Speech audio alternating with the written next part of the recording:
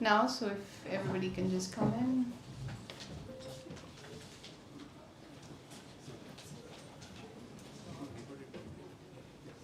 Okay.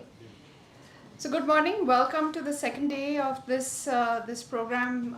Thank you for the organizers for this opportunity that you've given me to introduce Monashij Bhattacharya. He is the CTO of Nutanix. And as CTO of Nutanix, he is instrumental in driving their AI and cloud native stories, and you'll be hearing about that. So before Monashij was CTO of Nutanix, he had held various leadership roles, not only at Nutanix but at Oracle as well. And many years before that, sorry for that, but we're all old. Many years before that, he got his academic degrees at UC Santa Cruz and IIT Kharagpur. You can read his long bio, very impressive bio on the website, but there's one item there which is not there that I'll share, that Monashij is a very good actor. So yes, so at Kharagpur he was instrumental in the Dramatic Society, and he was really good there. And I was witness, I was in the audience, and also part of the Drama Society there. So with that, let me give the stage to Monashij. Wow. A little bit of myself. Before Nutanix, I worked in Oracle in the transaction systems in the database, and before that in Hewlett Packard doing compilers for IA and IIScs. So I've held various roles, but one of the interesting things that I think in the 14 plus years in Nutanix is the transition that this company went through. And I think the interesting part is how cloud played a part in it, because if you think of how clouds, I mean, when you think of clouds, right? Cloud is all about all the hyperscalers that are there. But if you think of the world, there are a lot of places where you need to actually bring cloud to your on-premises, maybe sometimes inside your campuses, sometimes in sovereign governments. So what we realized is Nutanix can play that part and provide exactly the cloud experience that the hyperscalers provide for you as a consumer, can be given to enterprises, given to governments, and provide the same thing in a very secure and in their own personal environments. Now, if you think of cloud native and AI, the first thing that I would tell is, where do they run? And if you look at Gartner, and Gartner is one of the premium, I would say, market research companies, this is where it is actually running. There is a lot of cloud workloads that are actually running outside the hyperscalers that you know of. There is a huge amount, like 50% of the new data that will be generated and new applications that will run will happen at the edge. Because if you think of all the sensors, all the factories, all of the retail locations, there is humongous amount of data being generated. And the thing that you need to make sure is that you can actually process them where the data is.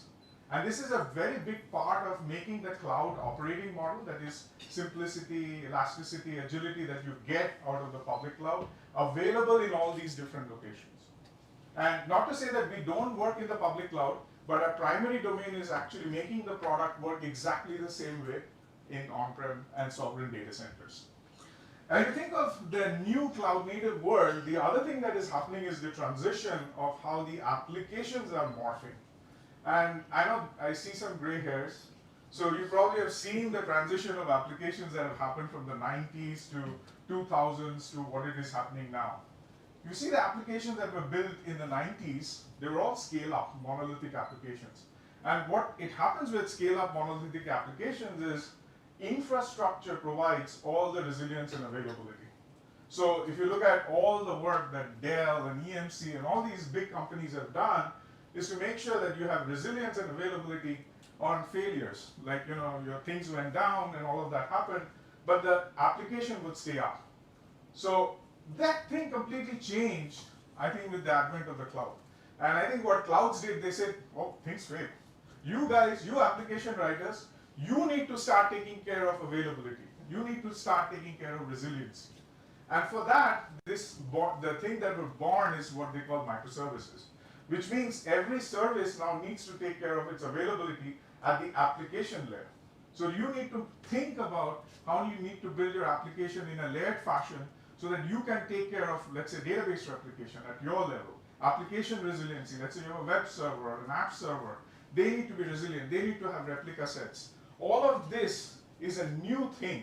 This is probably something that has started in the last probably 5 to 10 years. But this is what still exists, and a lot of enterprises still run it. So we need to make sure when you have a cloud, you need to run both types of applications. And the other thing that is changing is the hardware dimension is completely changing. If you look at for the last, I don't know, 20 years, there was only one thing. There was a CPU, right?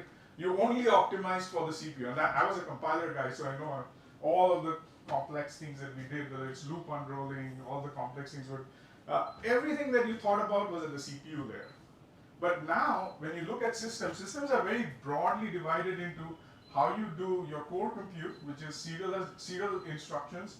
How do you do kernels which can actually work on very parallel instructions? And how do you do I/O? How do you do I/O very fast, where you can offload your application CPU and GPU away to DPUs? So DPUs are becoming primary force in driving your I/O workloads. Like whether you're doing networking, whether you're doing initiation for your storage, they're not actually happening through CPUs anymore. You look at the public clouds, Nitro was probably the first one that came out in AWS, and they kind of did it in the public cloud. Now if you think of all the work that Mellanox is doing with Bluefield 3 and all, there's a humongous amount of capabilities that are getting built which can actually drive all of this through these GPUs. So when you think of an application, it is no longer CPUs anymore. Think of how you partition that for your IOs, how you partition that for your parallel stuff, and what is the sequential part. And then divvy that up and make sure that they can actually work in a synchronized fashion. Because you don't want to make them lockstep and then make them serialized again. So I think there's a lot of things that we need to think about when you build infrastructure and applications to take advantage of this new hardware. And I think with all this, what is happening is the world is actually generating applications at a very, very fast rate. And this is again, I think this is an IDC bench that this actually came out in 2022, which says that at this rate in the last 4 years, we've been actually generating applications at the rate of what we did about maybe 10 years back at a decade level. So effectively think of all the applications that we built in a decade, we are building it in 1 year. And the reason, I think, is the growth of microservices. And I'll come to that, why it is, why we are separating the logic of platforms and business logic, which is allowing this iteration. But the whole idea is we need to actually be able to handle this number of applications. If you look at enterprises, the application growth is immense. So the enterprise IT, whether it is the enterprise platform providers, they really need to think about how to handle these many applications. And they have to now remember, make sure that these applications can go into different geographies. They need to be at the edge, they need to be in service providers, they need to be in public cloud, and make sure all these different applications run efficiently. Now, I just wanted to go a little bit history. If you think of how computational models change. And computational models really, if you think of, again, I like the gray hairs because you probably saw a lot of it. I saw a lot of it, but probably from the 90s. But even then, computers actually meant literally machines that you would only get a kernel and an operating system and an application running on it. And in those eras, if you think of the world was all about boxes. You see Cisco meant network boxes. If you look at, computer had compute boxes. Storage had storage boxes. So the computational model was, hey, all my infrastructure software was completely in a box. But I think somewhere around the times of probably when Amazon came out, and I think some of it was also developed in Google, they just never let it out as a public cloud. But the technologies of virtualization came in to bring a lot of capabilities into servers. And this is a very different way of thinking of infrastructure. Infrastructure, if you thought about previously, you go to an IT admin, they say, oh, I need a box in my EMC array, I need my Cisco switch, and then my HP servers, and I connect all of them together. But if you go to the cloud today, they don't buy HP switches, HP, they probably buy HP, but mostly open white boxes. But the main thing is they're not buying storage and compute and networking as separate boxes. They're actually writing them as software. So infrastructure providers now really need to think about how we can be agile on servers. And what is happening is, just because the cloud allowed the servers to be the primary way to develop infrastructure, servers is also the way you will actually get the newest technologies. So if you want to use new technologies, you need to be on servers. You cannot be on isolated boxes anymore. You cannot start a company and say, I'll make a box. You have to sell software. And even if it's, and that's what's important, is that earlier software meant only application software. Even infrastructure software now is components that you just sell on standard servers. And this is a very critical thing that has happened, because now on servers you can run infrastructure which will use all these sophisticated chips and everything. Now, with all these changes, the enterprise did not change its requirements, right? Because enterprise still have to run their businesses. They have to be up. Pretty much, they have to have 6 nines of availability, 5 to 6 nines of availability. Which is interesting that enterprise data centers actually typically have more availability than cloud. Because clouds were built on commodity hardware, they fail. Enterprise was built on basically robust boxes which would survive, and it were expensive boxes. But as you move to software, you need to provide that in those enterprise applications also. So you need to get that availability, that 5 nines of availability. You need to make sure that your speed and performance that you had on a dedicated box happens on your software. Because those were dedicated machines. They sometimes even dedicated hardware. You would have FPGAs, some accelerators built into those boxes. You don't get them, but you get some of these accelerators on these servers. But you need to bring that performance and scale. And finally, you need to get the security. Because when you were a box, the easy thing was you cordon off everything in that box, right? You export a port and you're done. But now, because it's a software in a server, there are many attack points. So your software really need to be really secure so that you can actually give the enterprise guarantees that customers are looking for. So that's how I think about it, is like, how do you get everything that you got in the world of boxes into the world of software and servers? Now, the other thing that is happening because of the distribution of the enterprise data is networking is now very, very important. And specifically WAN networking. And as Ranjita probably knows more about it than I do. Interestingly, my wife works with Ranjita. She's our colleague. So, so I hear about great things that Google WAN is doing and all. But to just tell you, WAN is becoming so important because of this distribution. Because applications are everywhere, right? You need to make sure that you can securely connect, scalably get there, and actually make sure that they are reachable all the time. The problem of availability of networks becomes so important as you go to the edge, as you distribute your applications across different locations. So this, I think, is the new thing that was not there when enterprises ran in 1 or 2 data centers. Because the things are so scale out and so distributed, networks becomes the fundamental technology on which you build all your applications. Now, when you have all this, what the enterprise is really looking for is one operating model. And that is what we at Nutanix work for. Your applications can be in the public cloud, your applications can be in the edge, your applications can be in data centers or service providers. But can I manage them? Can I operate them exactly the same way? And that brings about very, very interesting technologies. Like, we are probably one of the few companies, we have a federated raft which actually does consistent state control across multiple data centers across the globe. We have federated object stores which can actually scale literally across different public clouds and public cloud regions. We have the ability to have metrics and logs which can actually come from different locations and we can analyze them. So there is very sophisticated technologies that we build to make sure that we can do this. And we sell it as a product. Remember, we don't sell it as a service. So the quality of this has to be really high. We don't have like thousands of SREs looking for on-calls. In many of these situations, we have to make sure that this thing is released once and it stays up and running.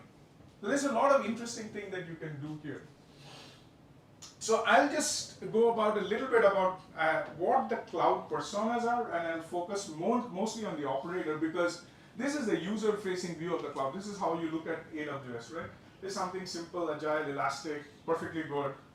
But what is going on behind the scene is what most interesting. Because what we believe is, like, look at the SRE functionality that the public clouds have. Now, ITs have to become the new SRE. They have to be the new professionals who have to now operate these servers and software across different locations, providing this same management and the management and operations. So what we believe is we need to make sure that our operators can really get a very easy way to manage this enormous estate across different geographical locations. Now, when we talk about cloud native, really if you think of it in the last couple of years, it boils down to 4 things, and I'll go over all these 4 things one at a time. One of the things is you really need an IaaS platform which can do virtualization and containers, which is Kubernetes. And Kubernetes is not containers, but Kubernetes is one way to orchestrate containers. But the whole world is moving into Kubernetes, but at the same time, remember, virtualization is very strong. So you need a platform which can support both. The second thing that will happen is that there is a migration of the clouds to provide platform services. If you look at, and I always look at AWS because they were first to market with the public cloud, is that public cloud, if you look at in the 2005 time frame, was only IaaS. They probably provided EC2, EBS, S3, all of these frameworks, right? But if you look at the public cloud today, they don't even talk about that. They're talking about RDS. They're talking about Kinesis. They're talking about higher level functions like Bedrock. So that is the evolution of the platform, right? When an application writer writes, they're not thinking of virtual machines anymore. They're thinking of these platform services. So as you take cloud native and AI, you need to make sure that you elevate your product from being an infrastructure provider to a platform provider. And the third thing I think is very interesting is how you move your storage constructs to data. Because I think this is a very key learning that you'll have as you grow, is that we as systems engineers, we are particularly obsessed with things like, hey, my speeds and feeds and my consistency, and all of this is great and it is important. But if you think of it, this is probably the bedrock of the thing. But what people really look at is data inside it. What I mean by that is storage, if you think of it, is like bits, bytes, 0, 1, files, objects. It is not very meaningful. You need to make it available and resilient. But what is interesting is what is inside that bits, bytes, files, objects. And if you can elevate that, then you actually now can work with applications with context, with what is actually going on inside your files and objects. And I think that is a transformation that has happened. If you look at the way Databricks and Snowflake are growing, you will see that the evolution has actually happened, and particularly on unstructured data. When you see the growth of data, 85% of growth of data is actually happening unstructured in files and objects. It's not happening unstructured in relational databases. They're actually happening in unstructured data. So you have to elevate that. And finally, you need to bring AI to your data. And that's what I call by enriching that data with AI. So if you can do all these 4 things in all the different geographical locations, in all these different cloud variations, I think you will be able to get cloud native and AI everywhere. So let's start with the native infrastructure. So the goal of the cloud native infrastructure is to basically build an app in one part of the cloud, and I can move it to any part of the cloud. And to do this, the idea is, can we make it in a way that is packaged and distributed easily? So as you know, I mean, many of you might have gone to business school or heard about business school records, business school talks. The biggest thing in business is distribution. It's not what you make. It's how much can you distribute what you make. And what containers have done essentially is increase the ability of application providers to reduce the friction to distribute their applications. If you think of what people did with operating systems and applications built together, it was a very hard thing. If you think of it, my OS would change, or my C libraries would change, or something would change, and my application was left hanging, right? So it was a very difficult task to match all of them together. So what containers did was to make sure that the applications could be packaged nicely and moved everywhere. So you need a platform which can actually handle this packaging, these containers very efficiently. Now, I just want to give you some stats. This is again by Gartner. We expect by 2029 that 95% of global organizations will be running containerized applications. So that's a very large number. And this is very interesting is that it will actually explode at the edge. If you think the edge is the largest use case of compute that is growing outside the public cloud. And this is where containers are really, really good. They're efficient, they're able to migrate easily, they're able to actually be packaged and put and updated easily. All of this makes it a perfect thing to go into the edge. And finally, can I you think define edge, what you mean by edge? Because many people use many different definitions. to me an edge is outside a core data center, which typically means it can have a lot of compute, but to me it does not have a lot of IT or services that you can actually do manually. So for example, I look at, let's say, in our cases, we have edge in, let's say, what do you call, oil plants, where there are rigs going out to sea. There are shipping lines, which like we have, like Carnival Cruises is a big customer. Every shipping like cruise you have taken actually has a Nutanix machine inside it, which is actually doing all of the reservations, everything that you're doing inside the cruise. If you're looking at retail, every Walmart has a distribution center, or if you look at their shops, these are edges. They have data centers now because they are, I think the edge is really what the data centers were probably 10 years back. Because the amount of compute we are packing inside the edge allows us to do a lot of sophisticated things that we could not do before. Edge is not, and in fact that's the word now in the edge world, there's this whole idea of what we call near edge and far edge. We really don't talk too much about the far edge. Far edge still is what you would think like very simple sensors, maybe one node of ARM cores, and very simple software. But the edge that we think is growing is this near edge, where they're connected to a lot of far edges in which you can do a lot of concentrated compute, like distribution centers for a retailer. Let's say Home Depot has, Home Depot is one of the retailers that we work with. So they have edges all at the level of their retail centers, but every regional place has a hub. And that's where their warehouses are, where from they distribute things. That's also an edge. So edges, yeah, you're right, Professor, is that we have different constructs, but to us, what we believe is edge is where we can do sophisticated compute also. It shouldn't be something that is so small that all it's doing is gathering metrics. Does it? Yep. Yeah. Okay. And I think when you have VMs and containers, one of the questions that always comes up is, how should I deploy containers, right? And there are many ways people have thought through, and if you look at the cloud, and again, we take a lot of inspiration from the public clouds because they've been doing this for some time, we just want to make sure that we can do the same thing somewhere else, is that they run containers in virtual machines. And the reason they do that on virtual machines is that there is a level of, I would say, difference between what containers do and what virtualization does. What virtualization does are things like availability. Like, for example, you can do vMotion on a planned upgrade. That is highly available. There can be HA. When a hardware fails in an unplanned fashion, you can bring up a virtual machine. These are very critical things for an application. Imagine you're running a containerized application which has a lot of caches. If I upgrade my machine and that cache goes down, I might take minutes to actually bring up that cache. So your performance will tank. So getting you all of that, virtualization has built that over a decade or more. So you should leverage that as you build highly available containers. But containers, what they do is agility and speed. So the way we think about it is virtualization for the infra people and the infra admin, while containers can iterate faster with the apps and the app builders. But at the same time, there are reasons why you want to do bare metal. And I think there are two use cases we see most often. One is at the edge, because you don't want the hypervisor cost because the compute can be limited. And the second is for AI, and specifically AI training.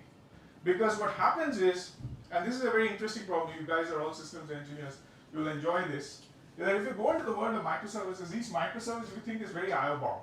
Because all it is doing is waits for a packet, handles something about the packet and sends out a packet. So most of the time the CPU is idling. So if you are putting a lot of microservices there, the CPU efficiency actually goes down. So virtualization increases CPU utilization by increasing things like oversubscription of your CPUs and memory so that you can actually efficiently use the physical hardware, the physical CPUs and memory for your containers. But at the same time, what has happened with AI is people don't care about the CPUs anymore.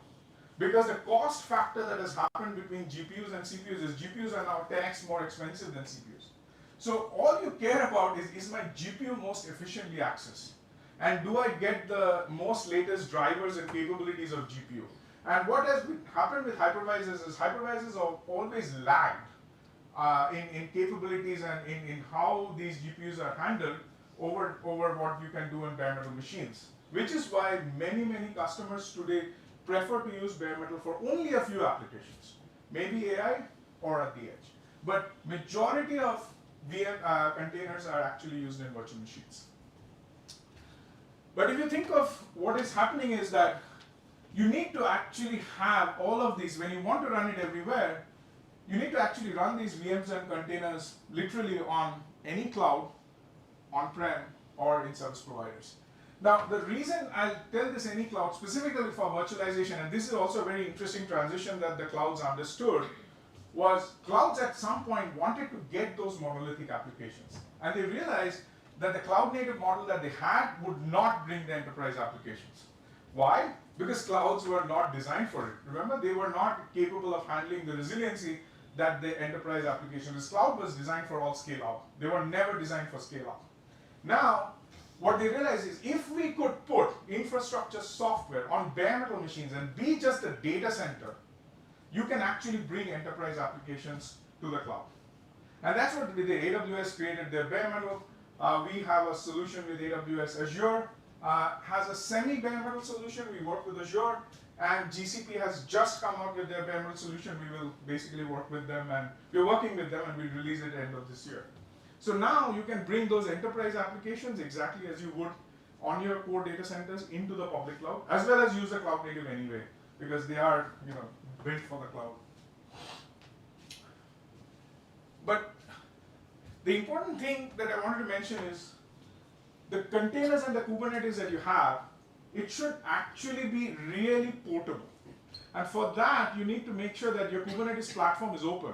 And this is, a little bit, if you look at most of the products in the market, many of you probably know of this Red Hat product called OpenShift. And I think this is a slightly different product than, it came out in the market before, but it was not open. So it is a little bit hard to move applications from OpenShift to pure cloud native. But one of the things that you want to make sure is if you want a portable application, you would want to have an open, something that is CNCF compliant, where you can actually move from one CNCF compliant Kubernetes to another very easily.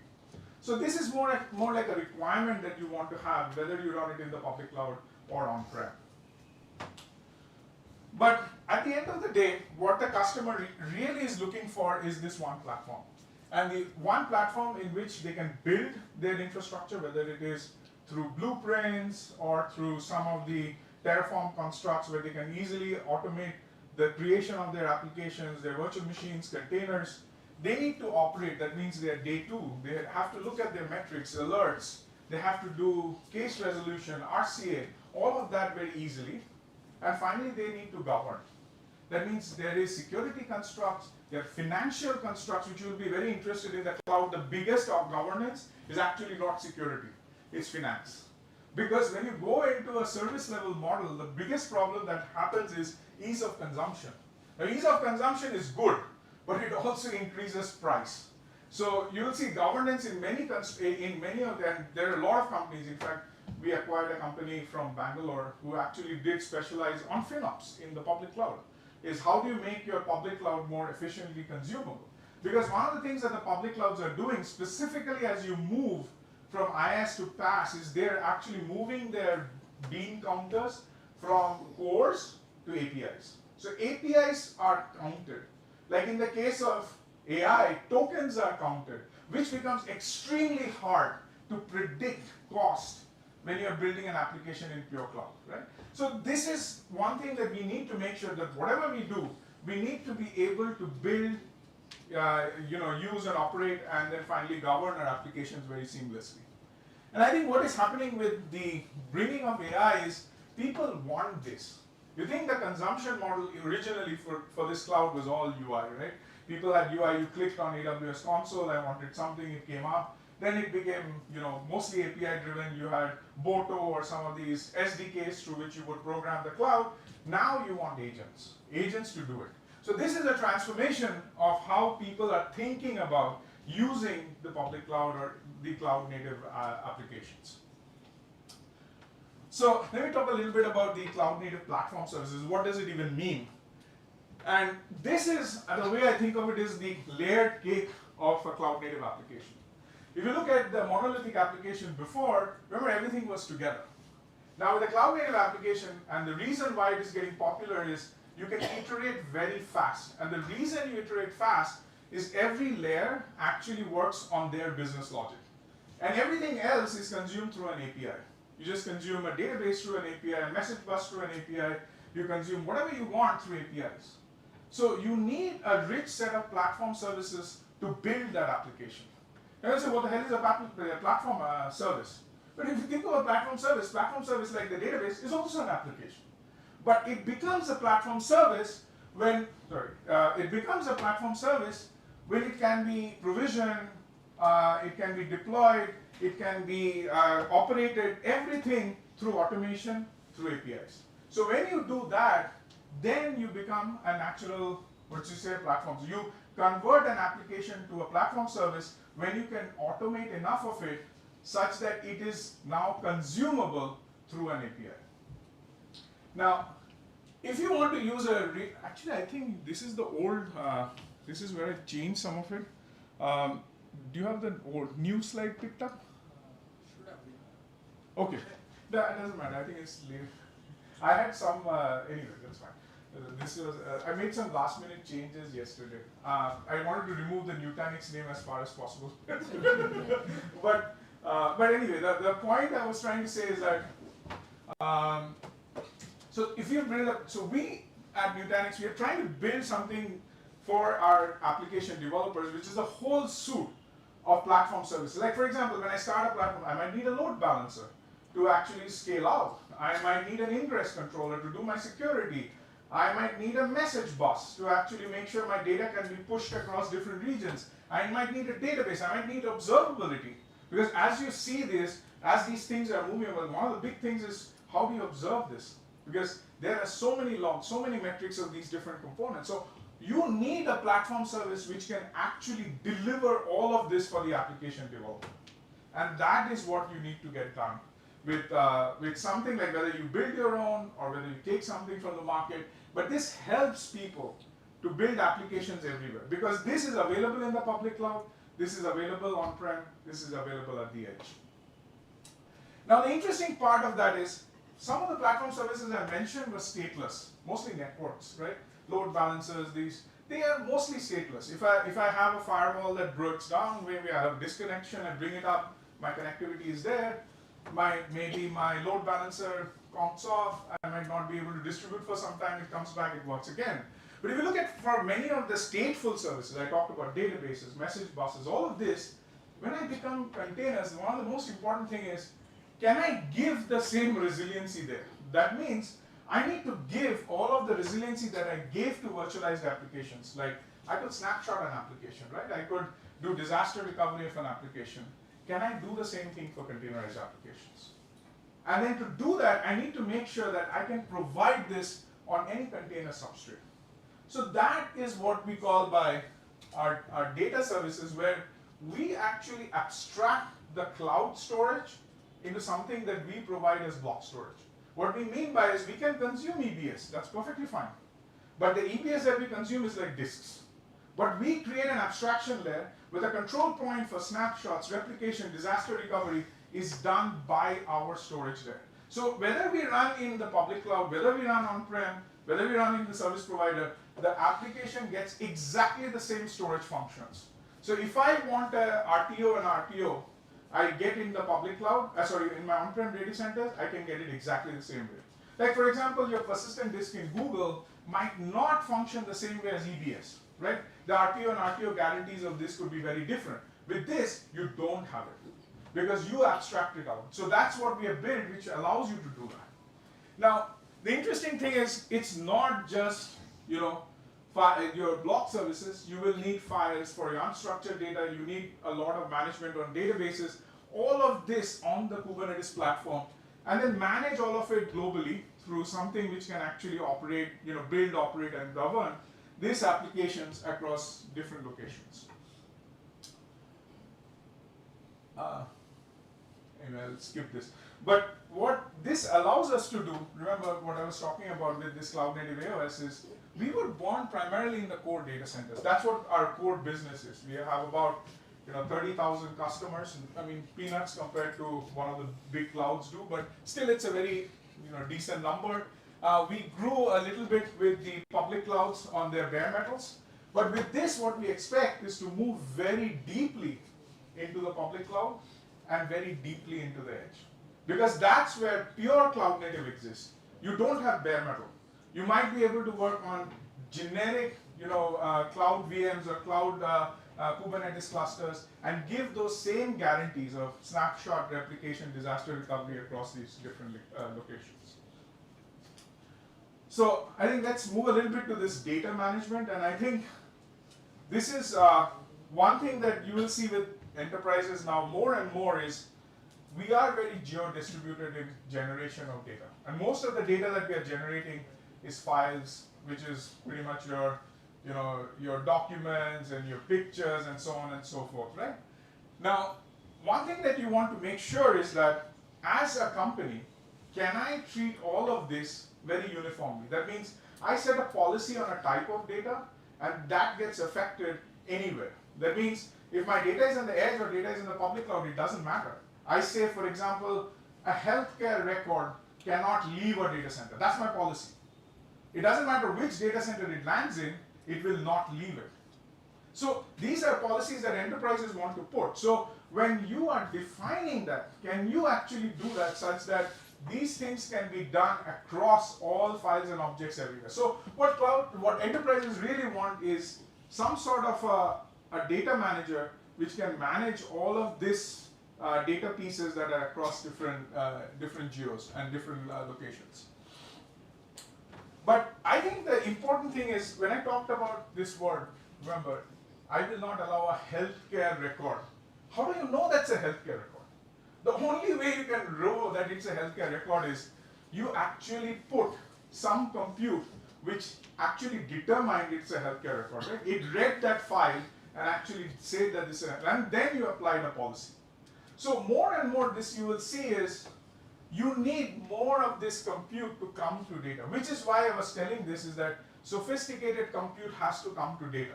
Because data has gravity.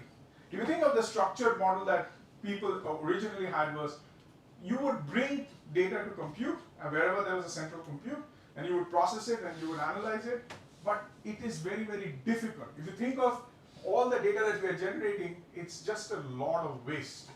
In case if you reversed it, that means you pushed compute down, because compute is very cheap. It's just like few bytes of code, whether it's whatever language you want or bytecodes you want. That if you push down is very easy for it to operate at the edge at different locations, right?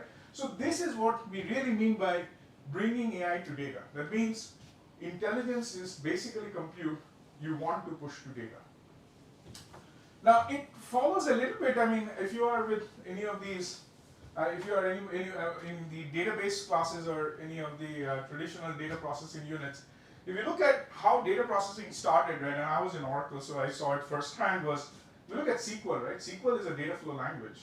So you start from the leaf, you read some tables, then you do some aggregations, group by, sort, and then you basically spit out your row, right?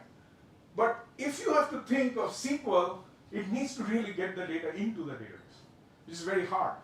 So things like MapReduce started where these pieces of compute started moving out. They were not actually brought in, the data was not brought in, the compute was moving out. That started this whole revolution of distributed data processing, right? And what we really need to do is, how do we make that into a first-class thing?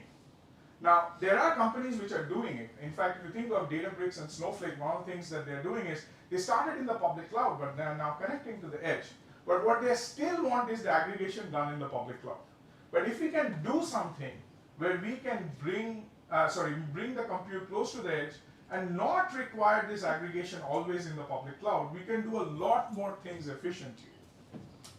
And what do we mean by that? And if you look at most of the data that you see in the enterprise today, this is called the Lakehouse Mendelian model, which is typically, if you think of it, you get data from different sources, right? But as you start to consume them, the problem becomes they have a lot of unclean data. That means you might have missing values. Your foreign keys and your primary keys do not match. For example, in one table or in one file, you might be identified by a social security number, in another one by your license and all of this. You can't join those tables, right?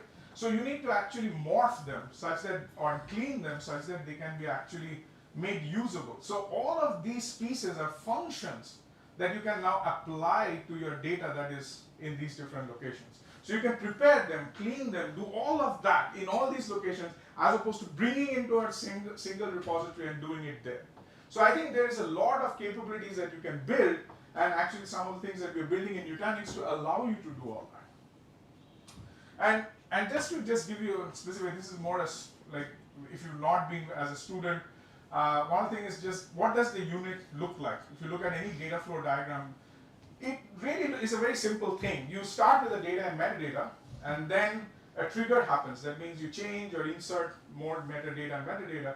You trigger a function because of that change, and then you generate more data and metadata, and then you either create a catalog to query that, or then you feed back into this main repository of your data. So this is a unit. And if you think of it, all of these are compute units. And typically in the cloud, they do it through things like lambdas. So if you can distribute lambdas everywhere from one processing plane, like remember that global processing plane, the data manager that we were talking about, if I can define a lambdas or a group of lambdas and this workflow and push it everywhere, I can clean my data for AI. And I think this is one of the important things I was telling. People always think AI is something like, it's compute storage. But the biggest part of AI is data and clean data. And actually getting clean data across different locations is very, very hard. And this, I think, is probably will be the biggest problem of this decade. Is we have so much data and we want to apply so much AI to all these places, we need to have clean data. I'll skip this. This is a little bit of like on the storage side. And sorry, what do you mean by clean data? So clean data is something that is consumable. Like for example, if I have data where I do not have, let's say, a foreign key relation which is mappable, I can't do AI on that. If I have missing values where my aggregates go haywire, it's non-clean data, right? So this is a thing that we have been doing on traditional ETLs, like extract, transform, loads. But typically those ETL, I mean, if you look at Informatica, even Oracle had products which actually did ETLs. They were all based on like very traditional enterprise filers, objects, databases, right? This, what I'm trying to say is this is at a global scale. Because we are not in the database, data center anymore. We have so many different places where we are generating data. So now to clean that data, I can't go with a single ETL, right? I need to make sure I can break that ETL into small lambdas and distribute these lambdas where the data is, so that they can clean that data where that location is, as opposed to bringing it all everywhere to clean that up. Because relationships at the end of the day, I mean, any data model, right, they need to have relations which are identifiable. That my primary IDs and my foreign key IDs should be the same. I can't have them different. And the problem with that has happened is structured data, it actually was always like that. That's how you define structured data. But even unstructured data is like chaos. Because you have, let's say, your medical document done on, I don't know, maybe the Aadhaar card number, and you're something done on a license or your license number. Now, you're the same person. If I want to get information about you, how do I join those two? They're two different files. That is cleaning. That allows you to now create relations between your data which are like, completely widely tagged. And the last thing is, how do we enrich this or data with AI? Of course, this you all know, 2022, all this thing happened. I just want to give a rough number to get you excited. This is actually a big, big thing, right? If you look at the amount of market this is predicted is actually going to grow 10x. So we are about 25 billion, we go to about 350 billion. If you look at the priority of all the enterprise CIOs or CTOs, it's one of the largest things that every boardroom really wants is how do I make GenAI effective? But actually, I'll come to the but. And if you look at the venture capital, this is very important, is that there's a massive amount of venture capital going in there too. But now I'll say the but. The but is AI is not very usable today. And I'll tell you why. Because all of the AI work that is getting done today is not in the application layer. Most of the AI investments is going in preparing better models or better pipelines, but not in building human consumable applications. Because if you think of how any technology finally makes money, it's always like a human consumable applications. I mean, just the last big technology that came on, let's say the internet, right? When internet started in the 90s, the biggest winners was what? Cisco, Juniper, all of these. But they didn't really be the biggest guys when the future happened, right? Then it was Salesforce, Workday, which were making way more money because they made human consumable applications on internet. I think this is what we have to get done to make this venture capital really make AI successful. Otherwise, if you think of AI today, all of the effort is pretty much done in the public cloud, is making models and better models. So I think as you think about your careers, one thing I would really focus is think about applications. Because that is where the real money lies for the future. If you can solve a problem with the AI models, because most AI models are very generic, right? They're trying to solve like world hunger with everything. You can find specific use cases. Use small models. Use, in some ways it's also able to reduce your cost. Use that to make something humanly consumable. You will now start making money on AI. Now, if you think of AI, AI is actually a very complex thing. And if you look at enterprises, most enterprises don't have the capability and the people and skill set to start with AI. So it's always a cold start problem. They don't know where to start.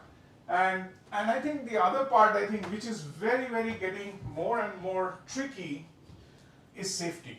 And when I talk about safety, people think about, hate speech or this, that. That's one thing. But the biggest safety that is missing is identity and authorization of documents.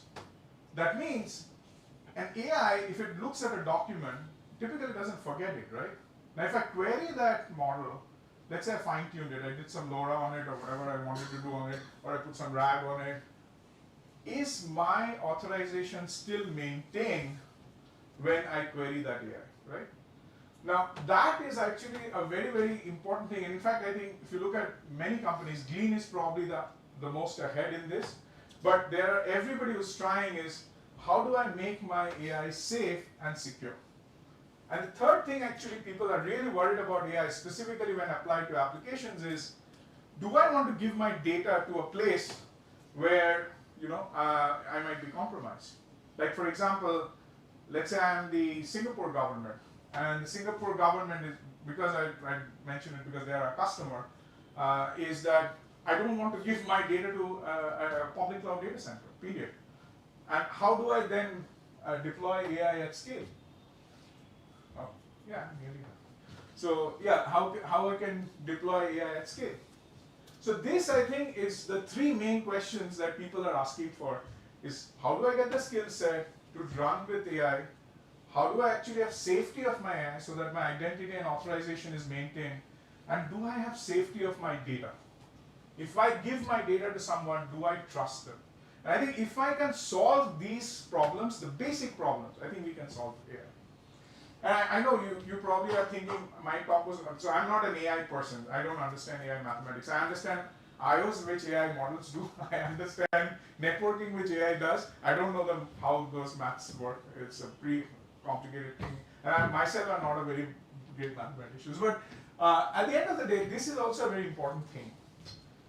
I think if you see the growth of open models, and you will see not only that, the Llama or Mistral, now even the proprietary models.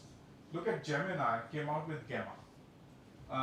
ChatGPT came out with their OSS model, right?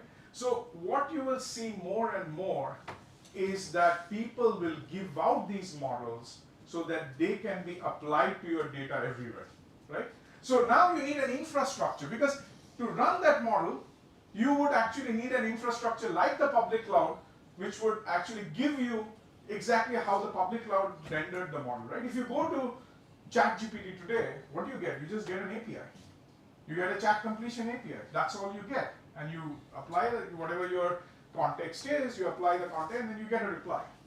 So now you need that same thing everywhere. Because I built an application in the public cloud, right? And I was going to OpenAI, I did all this fancy stuff, and then I got my application running. But then I took the application to a very private data center, which is cut off from the internet. How do I make it work? So I need to bring that system down. And that is what we call like an inference endpoint.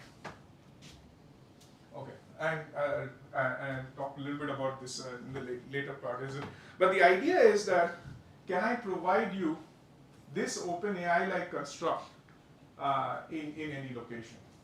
Now, again, when you go to the location, one of the problems that happens is the models that we used and the operations of AI that we did over just 1 year has changed dramatically. If you look at how the AI was done 1 year back, it was very simple, right? There was a question, there was an answer. But now if you look at AI, what people are doing is like a lot more complex, because now you have guardrails that you need to put, you need function calling because agents are coming. So the number of times you need to call into these models is just exploded 10x. For the same type of applications that you built, which was doing only a ChatGPT thing, now has so many protections, so many things built in to get the quality of your answers better. So this, I think, is very important, is that how do you reduce this cost from that 1x to 10x? And this I can give you a very classic example is like, you go to the enterprise today, and in enterprise what happens is, you get an application. Let's say you bought an application. The application came with a model and an inference endpoint. The application told you, I need a GPU. So you bought a GPU. Then you buy another application. He wants 10 GPUs. Very soon, with the proliferation of applications, you end up with asking for more and more GPUs. But the cloud doesn't do that, right? When you go to the cloud, they actually have things like Bedrock or Vertex.ai, which provides you one interface for that, and provides all the model management and all of the optimization behind the covers. And I think that is what we need to do, is make sure that we get all of this done correctly. And more what is happening is, this is what the problem is if you want to bring this in the data center. Because if you think of, this is exactly what the public cloud is doing. They're very complicated infrastructure. They have all the DPUs, all the GPUs. They have hypervisors which are modified to get the last ounce of performance. In fact, Karan here, who actually runs our compute, he actually calls this bare metal VMs. You really need to get VMs with bare metal performance. So and again, remember, because you are running it in a cloud-like environment, you need that isolation, you need the security. So all of this is something that you need to provide for your AI applications. So this, I think, is something that you want to bring in a very simplified format. And what we do is actually make sure that we give you an infrastructure, we give you a data platform where you can do things like cleanup, you give all of this, and finally you give an inference endpoint where you can plug all your models. So behind them, you do all the sophistication. And in fact, we have Jonu here. If you want to ever talk to him about all the work he is doing here, is actually in the NAI layer, making sure that we can do inference infinitely cheaper. And in many ways, sometimes even cheaper than the public cloud. Why? Not that the public cloud can make it cheaper, but they charge a lot. How? Because the public cloud charges by token. And that is a very critical difference you will see between customers who want predictable AI versus exploratory AI. Is that predictable AI wants somewhere where the pricing can be done at the cost of infrastructure. That means I buy a bunch of GPUs and that's my cost. And then everything that I do for it, I can do rate control, I can do whatever we want as your peak load increases, but I'm not adding to cost. But if you look at the enterprise, where cost is the most important thing, going to the cloud is very, very difficult. And that's one of the things where you will see, and in fact, I was in Gartner in Orlando like last week, and there was all the keynote was about how do you FinOps AI?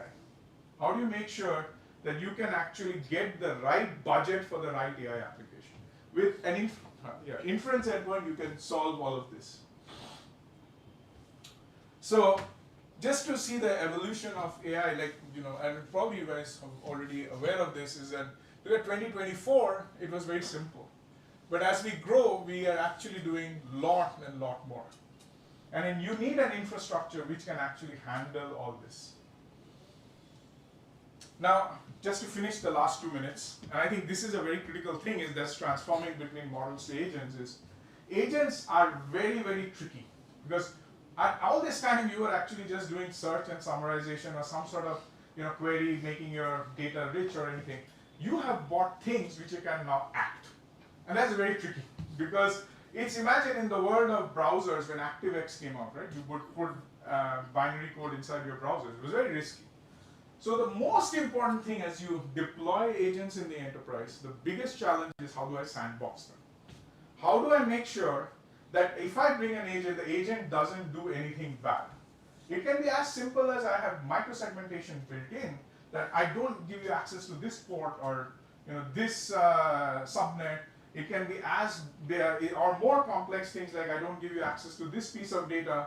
So I think the thing that we need to move to while we are talking of enterprise agents is securing the agent.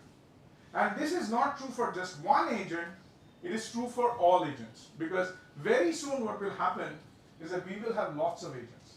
Remember, I'm expecting this, and people like Amit and people to come up with applications and agents so that you have many of these agents inside an enterprise doing various types of work.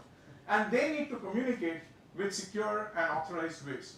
Like you might have an agent which is an HR agent, an agent which is, let's say, my finance agent. That person behaves like an HR employee or a finance employee. So when HR talks to finance, they get certain data. So how do I abstract those rules that I give those permissions on the data that I can transfer from one agent to the other? So these are very, very critical things as you get on this world from models to agents. So I just want to finally end with all of this, and this is my last spiel, and is that I know, I actually changed or quite and probably this slide will, I didn't want to keep a single line word of Nutanix in that. But this one time I just wanted to say a little bit of, because I won't earn my paycheck if I don't say this, is that we do a lot of good work, right? We do a lot of good work across different things, all the way from virtualization, from Kubernetes containers, from platforms to data management to AI. In AI, again, we are not, I always say we are an AI infrastructure company, we are not an AI company. But we make AI efficient for enterprises, AI secure for enterprises. That's what we do. And I'm happy to work with many of you, either as work with your professors here or internships or any of this, but that's very, looking forward to some of that, and thank you.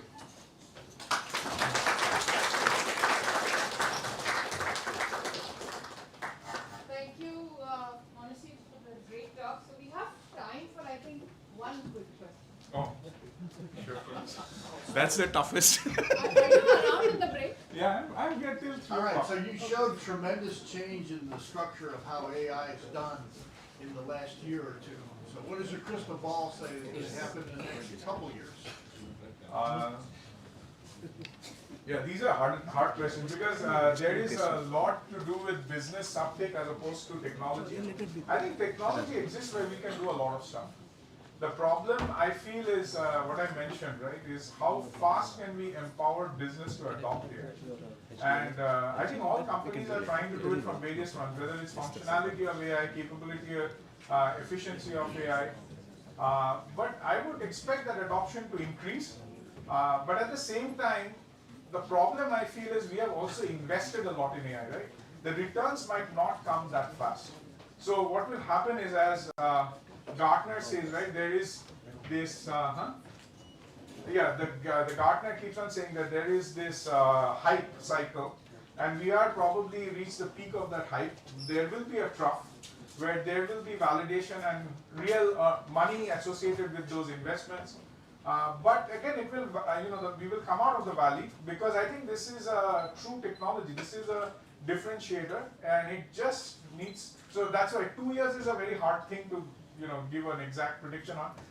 But we will go through a trough, and this is not my saying. It is what even if you go to Gartner or IISc, they talk about all the time. Is that we will go through the valley, but we will come out. And I think the most important thing again is build apps, build apps, build apps. Use AI.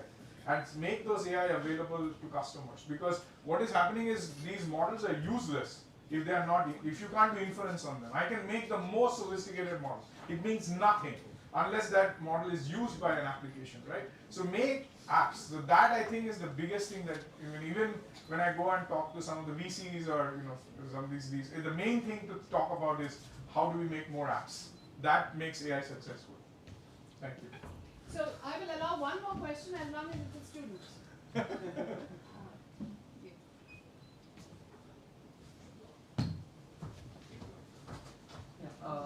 Great talk. I had a quick question. So you mentioned that lambdas are going to be very important for data cleaning.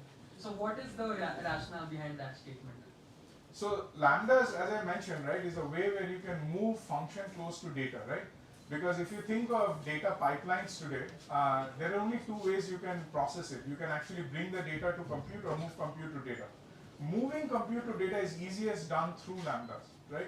Lambdas are small pieces of code. I can write a small Python function or Go function, and I can push that Go or Python function close to where the data is. That data can now be cleaned, morphed, transformed. I can give you a very simple example. Like I have data, let's say all I wanted to do, make my landscape photos into portraits, right? And imagine my data was in like 50 different places.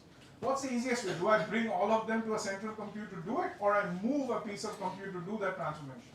That's what lambdas are. Lambdas are small pieces of compute that I can move around, that I can associate to data where that data is. That allows me to actually much more efficiently do data processing than like pushing data to central compute.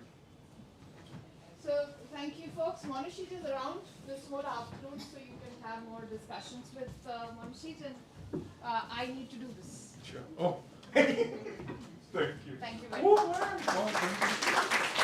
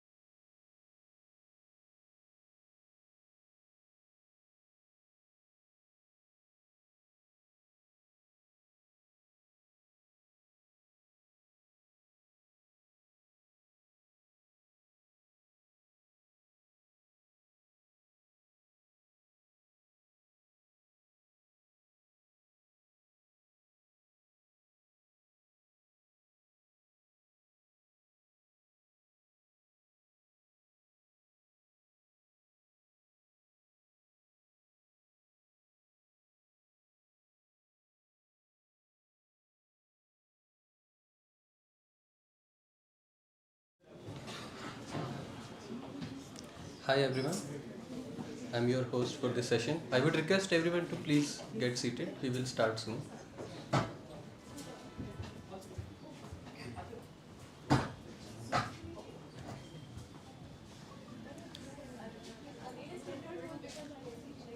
Can I please request all of you to find a seat?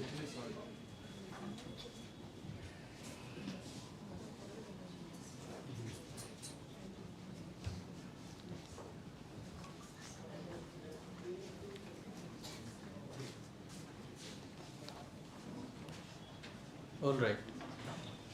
So we have 3 talks in this session, and we'll start with Professor Jayant Haritsa.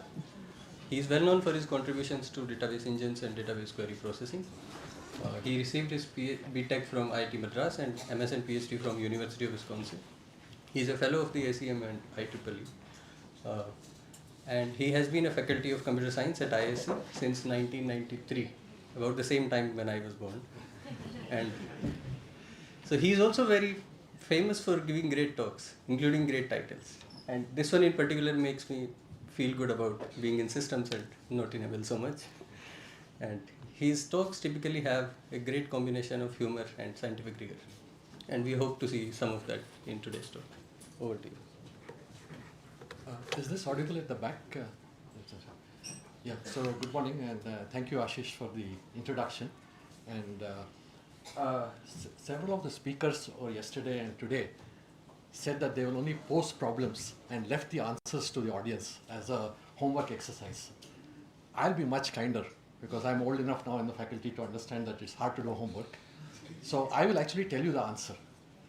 And the answer is that in areas like database query processing, it is classical mathematical techniques like geometry which actually beat this newfangled learning-based approaches. And I think, as Ashish already mentioned, most of us in this audience here would be secretly happy about this because systems researchers have no clue as to why AI and ML work. So we are grateful for any information to the contrary. Right? Okay. So to set the stage, geometry has an ancient provenance, more than 2000 years old. And here you see the picture of Euclid, or Euclides as is known in Greek, working busily at producing axioms in Alexandria. What is very interesting is that over the years, the allure of geometry has not changed. In fact, it holds true even today. And here is the cover of a book, which I would highly recommend to all of you. It's great reading. The title is Shape, and it says the hidden geometry of absolutely everything. And in a very nice coincidence, the author is Jordan Ellenberg, who, like Mark Hill, is also a professor from Wisconsin. And what the book does is that it says, it reveals how geometric thinking can support everything from fairer American elections, we certainly need that, to better pandemic planning.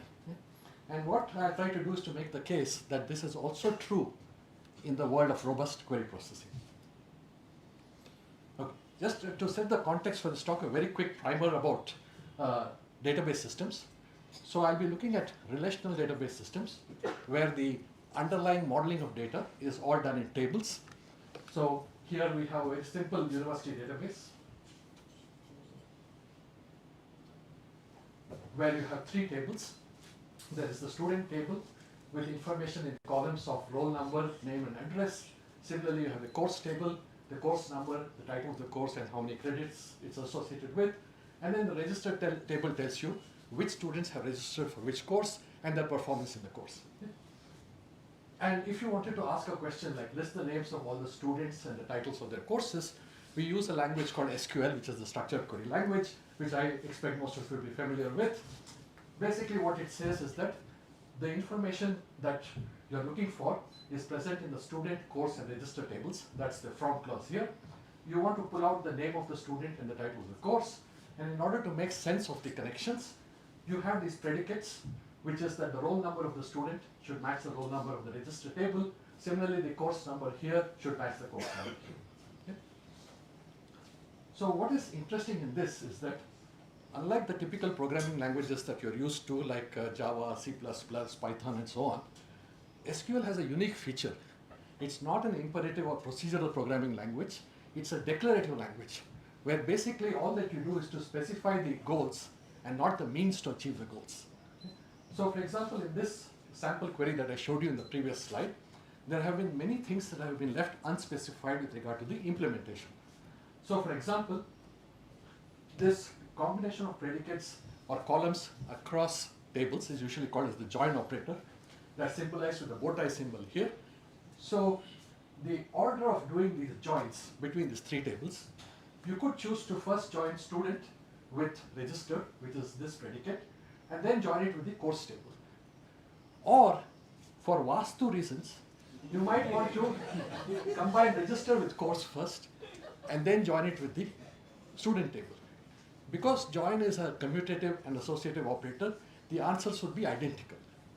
But from a performance perspective, this may take a few seconds to execute, whereas for the other one, you may have to wait for your grandchildren to come and pick it up.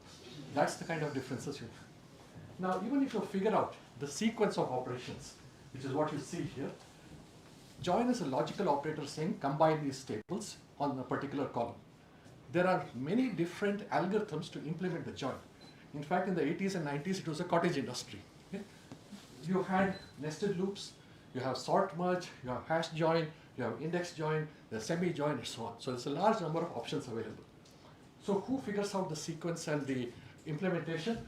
That's left to a module which is within the database engine, which is called the database query optimizer. And this is supposed to identify the optimal evaluation strategy, typically known as the query execution plan, or just plan for short. So in case you've not seen a plan before, here is how it looks. What you see here on the right hand side, it's essentially a tree of operators where the raw data feeds in from the bottom and the result comes out at the top, at the root of the tree. So if you look at this picture, what you'll see is that now there's a physical implementation with regard to what is the sequence of joins. So for example, what this says is that first I'll join course with register using the sort merge join, and subsequently I'll join it the student table using a hash join, and then the final output will be produced. What is important to notice in this picture is that every operator is annotated with two numbers. There is a red number and there is a green number. The red number, which is usually called as cost, tells you how much effort it takes to do the data processing at that operator. Whereas the green number tells you, which is called as card, which is short for cardinality, tells you how many rows will come out as the output of this operator. So for example, if you look at here, the initial operator for course says that I'm going to use a B-tree index scan, and the cost of doing that operation is around 6,700 units of time, and the number of rows that will come out from this are 100 rows. So every operator will have this green and red annotations, and what we will do in the database query optimizer module is that you come in with your SQL declarative query here. The query optimizer will do a detailed dynamic programming based exercise of evaluating all possible alternatives. Notice that this is an exponential space, because if you had n tables, the join across the n tables itself gives you n factorial combinations or permutations that are possible. Was that for me? Or? Okay, so, and out comes the optimal plan. Now, optimality could be defined with regard to various metrics. It could be latency, it could be response time, it could be resource usage, and so on. But for the purpose of this talk, we'll assume that it's response time. In order for the query optimizer to figure out how to select or choose between competing plans, you have these two models, statistical models, that are fed into the query optimizer. And the statistical models look at the red cost number and the green cardinality numbers. So the cost estimation model is usually a physical function of the underlying hardware. Like yesterday, Mark talked about having B-tree accelerators. So do you have that or not? And it's also a function of how well the database engine software has been written. So you can also think of this as like a water network where you have taps. The cost is the effort involved in opening the tap, and the amount of water that comes out is the cardinality. Okay? So whereas the cardinality model here is a logical function. It doesn't depend on the implementation. It is just telling you that if I combine these tables or columns in various ways, what is the expected output? So this is a function of the distributions of data within columns, as well as the correlations across columns of the same table or columns of different tables. Okay, so this seems to be a poster child for elegant computer science. But unfortunately, the reality is actually fairly bad. The supposedly optimal plan choice, which you have figured out after doing an exhaustive search over an exponential space, may actually turn out to be highly suboptimal at runtime. And when I say highly suboptimal, I do mean it. It's not that you are 30% worse or 40% worse. For that, you would get a couple of Turing Awards. Okay? We will be spectacularly bad, 100 times worse, 1,000 times worse, and if pushed to it, 10,000 times worse. Okay? We have actually shown that in Postgres, you can sometimes get query execution plans that in hindsight are 1,000,000 times slower than the ideal. So you might wonder what is the reason for this huge disparity between what you thought you would get and what is actually happening. The reason is that the statistical models are broken. We have two statistical models, one to figure out the cost, that is how much effort to open the tap, and the other is the cardinality, that is how much water comes out of it. This part can be done reasonably well in the sense that you may have 30 to 40% error, but when it comes to the cardinality model, all bets are off. You can have arbitrarily large errors. I've listed a few technical reasons as to why this happens. We can discuss this offline if you're interested. But in case you didn't trust me on this, here is a proof by authority. This is the picture of Dr. Guy Lohmann, who was essentially the father of the IBM's DB2 query optimizer and query processing environment. He was at the Almaden Research Center. He retired a few years ago. And about 10 years ago, he had a blog post on the ACM Sigmod site. And the post is query optimization a solved problem? It's a long rant. Okay, it's very nice to read. Okay, it just scripts out everything in the world. But one paragraph is particularly compelling. Okay? And this is written in extremely colorful language. Okay? He says the root of all evil, the Achilles heel of query optimization, is the estimation of the size of intermediate results known as cardinalities.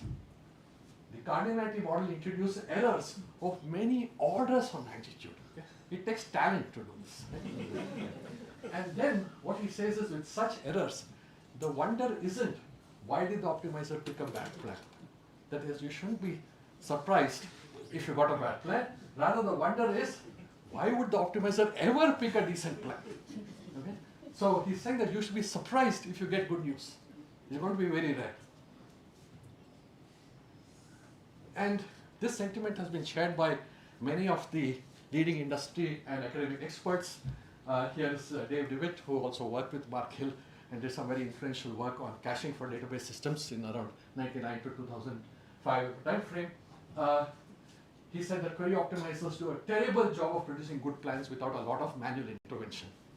Then Surijit Chaudhary, who is the head of database research at MSR Redmond for a long time, said the current state is unsatisfactory with known big gaps in the technology. And basically what I'd like to point out here is, in most of computer science, the average case is kind of closer to the best case. Like if you take things like sorting and so on, quicksort is fairly close to the best case. It's only in pathological situations that you come to the worst case. In database systems, it's the other way around. Average case is close to worst case. Okay? It's only if you cross your fingers, cross your toes, break a few coconuts and so on, you may get a good execution plan. Okay? Disaster is always around the corner. Okay? So this is perfect for Indian conditions. Okay? We are used to that. Okay. Now you might be wondering, you guys have been working on this for 50 years. Haven't you figured it out even now? Okay? So let me just show you a very simple, cooked up example as to why the problem is fundamentally hard. Okay? This is an artificial example, so don't take it too literally, but hopefully it makes the point. So we have a couple of tables. There's an employee table with 1 billion employees here. You may recognize some of the names here. This is the employee ID, the name, and they're all age 25 here. Okay? There's also a manager table here, the manager's ID, the name and the age. There's 1 million of them here. and they're all age 50. Okay? So now, you may want to ask the query saying, which employees and managers share a common age? Which basically means that you're going to do a join of this column, the join of this column here. Okay? Maybe because you want to fire them together. Yes, in that legal sense. So, given this, if you look at these two tables, the output of this join would be exactly 0 because these are all 25 and these are all 50, or at least they claim to be. Okay? This is what you have. But now let's assume that there's one more employee, the billionth plus one employee who comes in here. And that is an older and reformed Elon Musk comes back to join the cabinet. So Musk is now, thanks to all the things that happened in between, has also become age 50. Now if you did the join of this table with the manager table, this 50 will join with all the tuples that you have here, which means that the output cardinality of the join, because there's a million such managers, will jump to a million straight away. So the point I'm trying to make here is that in machine learning, we try to do summarization, because after all modeling is summarization. No summary mechanism can capture the fact that you added a couple of bytes to an existing table. It didn't change any of the distributions, it didn't change anything else in the overall setup, you just added a few bytes. And despite that, what has happened is that the output has gone from 0 to a million. So essentially what you have is that with a small delta change in the input, you have a tsunami change in the output. And that is very hard for any machine learning model to figure out. So in principle, and in this case it's literally true, you cannot capture such nanoscopic changes. Okay, so how have database researchers been addressing this problem? There's been a lot of work, because this has been one of the holy grails for a long time. So one approach is to say that let me use better mathematics in this problem, use sophisticated techniques, let's use wavelets, let's use autonomic histograms, let's use, of course, deep learning, solves panacea for all world problems, let's do that. The other approach is, and here I've given you some of the conferences where these papers have appeared. The other approach is to say that let me take query execution plans. We know they may not be ideal, but let's hope that they gracefully degrade despite the errors in the statistical models. So these are known as stable or robust plans. The third approach is to do what is called as runtime reoptimization. That is, you assume that what you had was correct, you start executing the query, and then you keep comparing whether there is a significant discrepancy between what you thought you would get and what you actually got. If there isn't a discrepancy, you just continue as before. But if there's a big change, that is, you thought you will get 10,000 tuples output and you got a million instead, then what you would do is you would go back to the drawing board, start the optimization process again, but this time you have the correct knowledge as to what each of the statistical estimates you made would be the right value. Okay? So this would be a runtime reoptimization. So I like to at least teach most of my course saying that everything in computer science has been done in cricket and in Bollywood movies. So you can see the connection here. Those of you who like cricket, this is VVS Lakshman, extremely stylish, okay, sophisticated. Rahul Dravid, the wall. And then you have Mahendra Singh Dhoni, the master of adaptivity. Sorry, Mark, these are all the cricket players, but I'm sure by now you would have figured them out through Arca. Right? So this is what we have. These are all great players, but they could never assure you a victory, right? So in the same way, all great ideas and formulations. Okay? In fact, Professor Dave Dewitt did some of the very important work on this Leo reoptimizer. But are they robust? You still need to pray very hard with all of these techniques. So if you are an atheist, like me, so you're in a bit of trouble.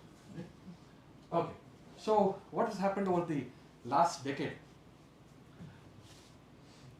Everybody loves machine learning today, at least officially. So they said, oh, you're using histograms, which are essentially piecewise linear approximations. Let's replace these coarse parameterized models with fine-grained learned models. And there's actually a tsunami of papers on this. Every database researcher and the grandmother combined started writing papers on this. And there's actually a tutorial that I gave in ICD 2019 and VLB 2020, which lists several of these references. So we decided that at IISc that we will go a different path, okay, the path less taken, and instead we went in the geometric technique, where we would like to look at how do functions behave over parameter spaces. Interestingly enough, this isolated view is fairly popular in Indian academia, not in the rest of the world. So there is a lot of work done on parametric query optimization. This was by Professor Sumit Ganguly at IIT Kanpur. This was in the late 90s, and also Professor Sudarshan at IIT Bombay in the early 2000s, at the beginning of the millennium. Okay, so before I go on to show you how our approach is hopefully better than what is there, let me just show you what happens with the learning-based approaches. Okay? This is a proof by example.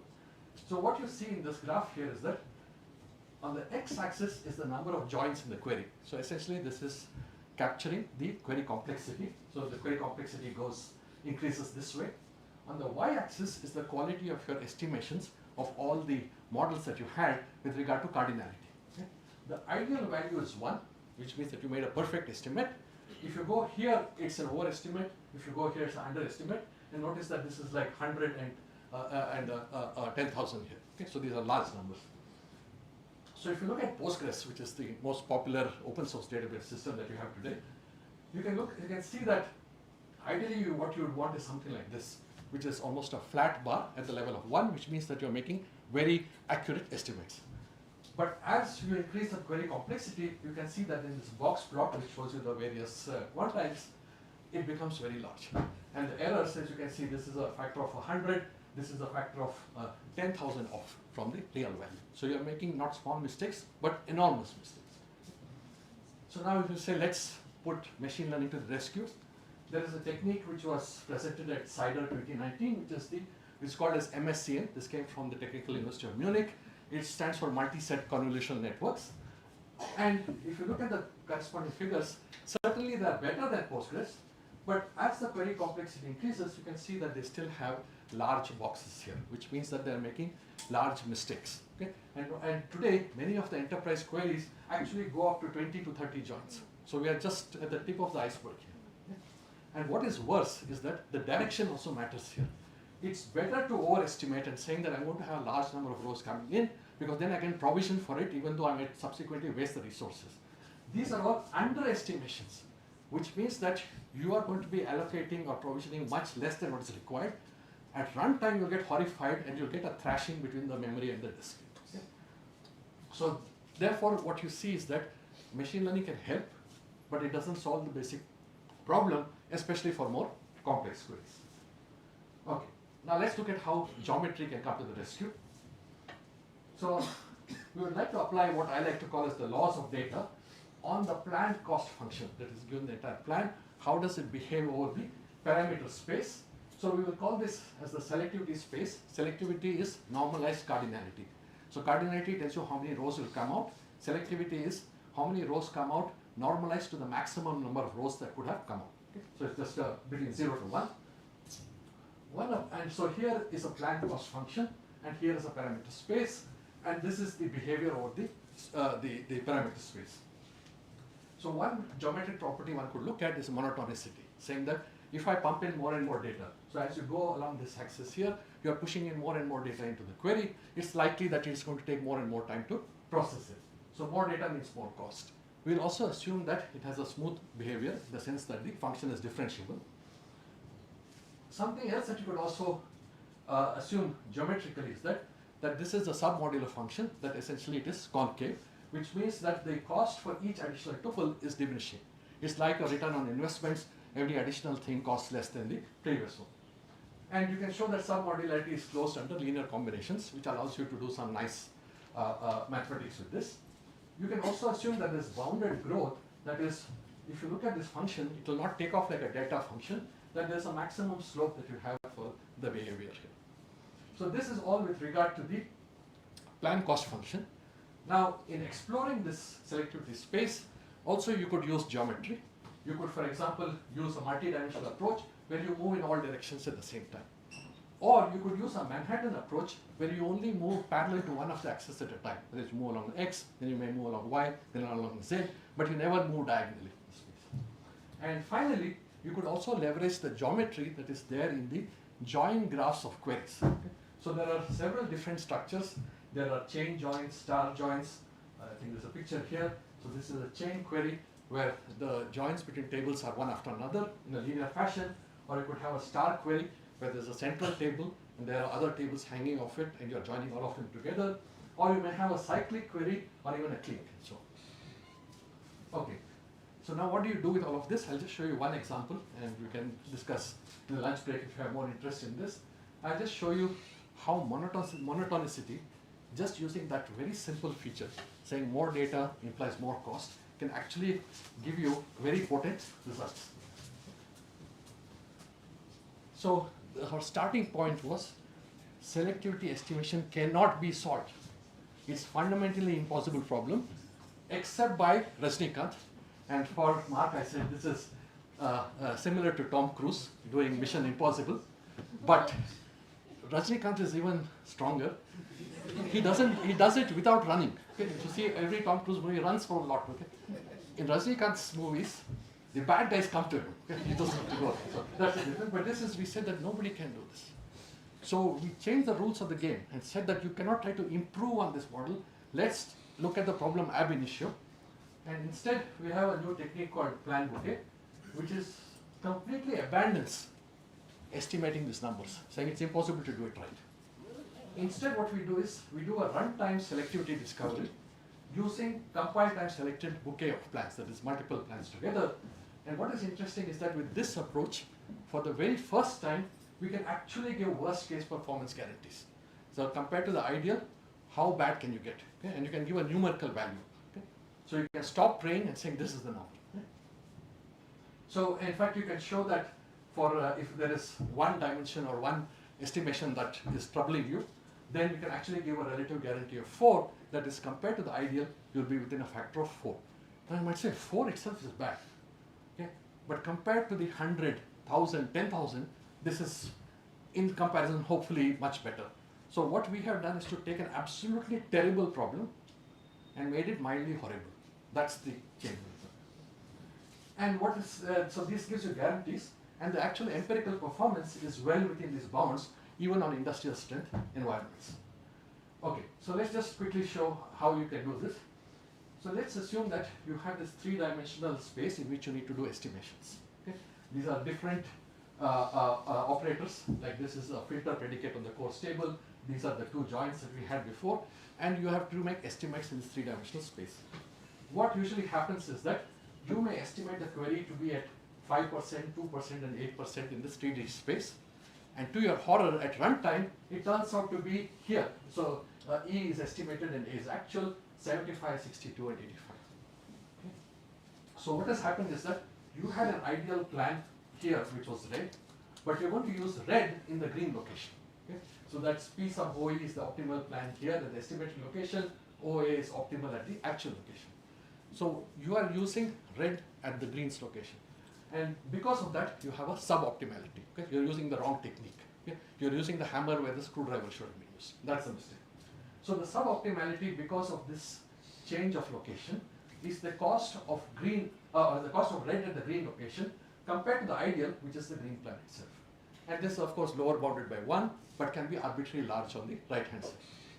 And what we will do is we will look at all such combinations. That is, all possible estimated and actual locations, which will give you the maximum suboptimality across the entire space.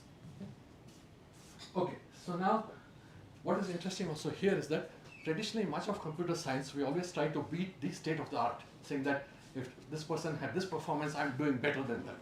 But we feel that it's more important to look at it from the upper bound, saying that what is the ideal and how do you compare with that. So now the metric is with respect to the ideal plan and not saying that I beat Postgres or I beat convolution networks. Okay, so how do contemporary systems behave on just this?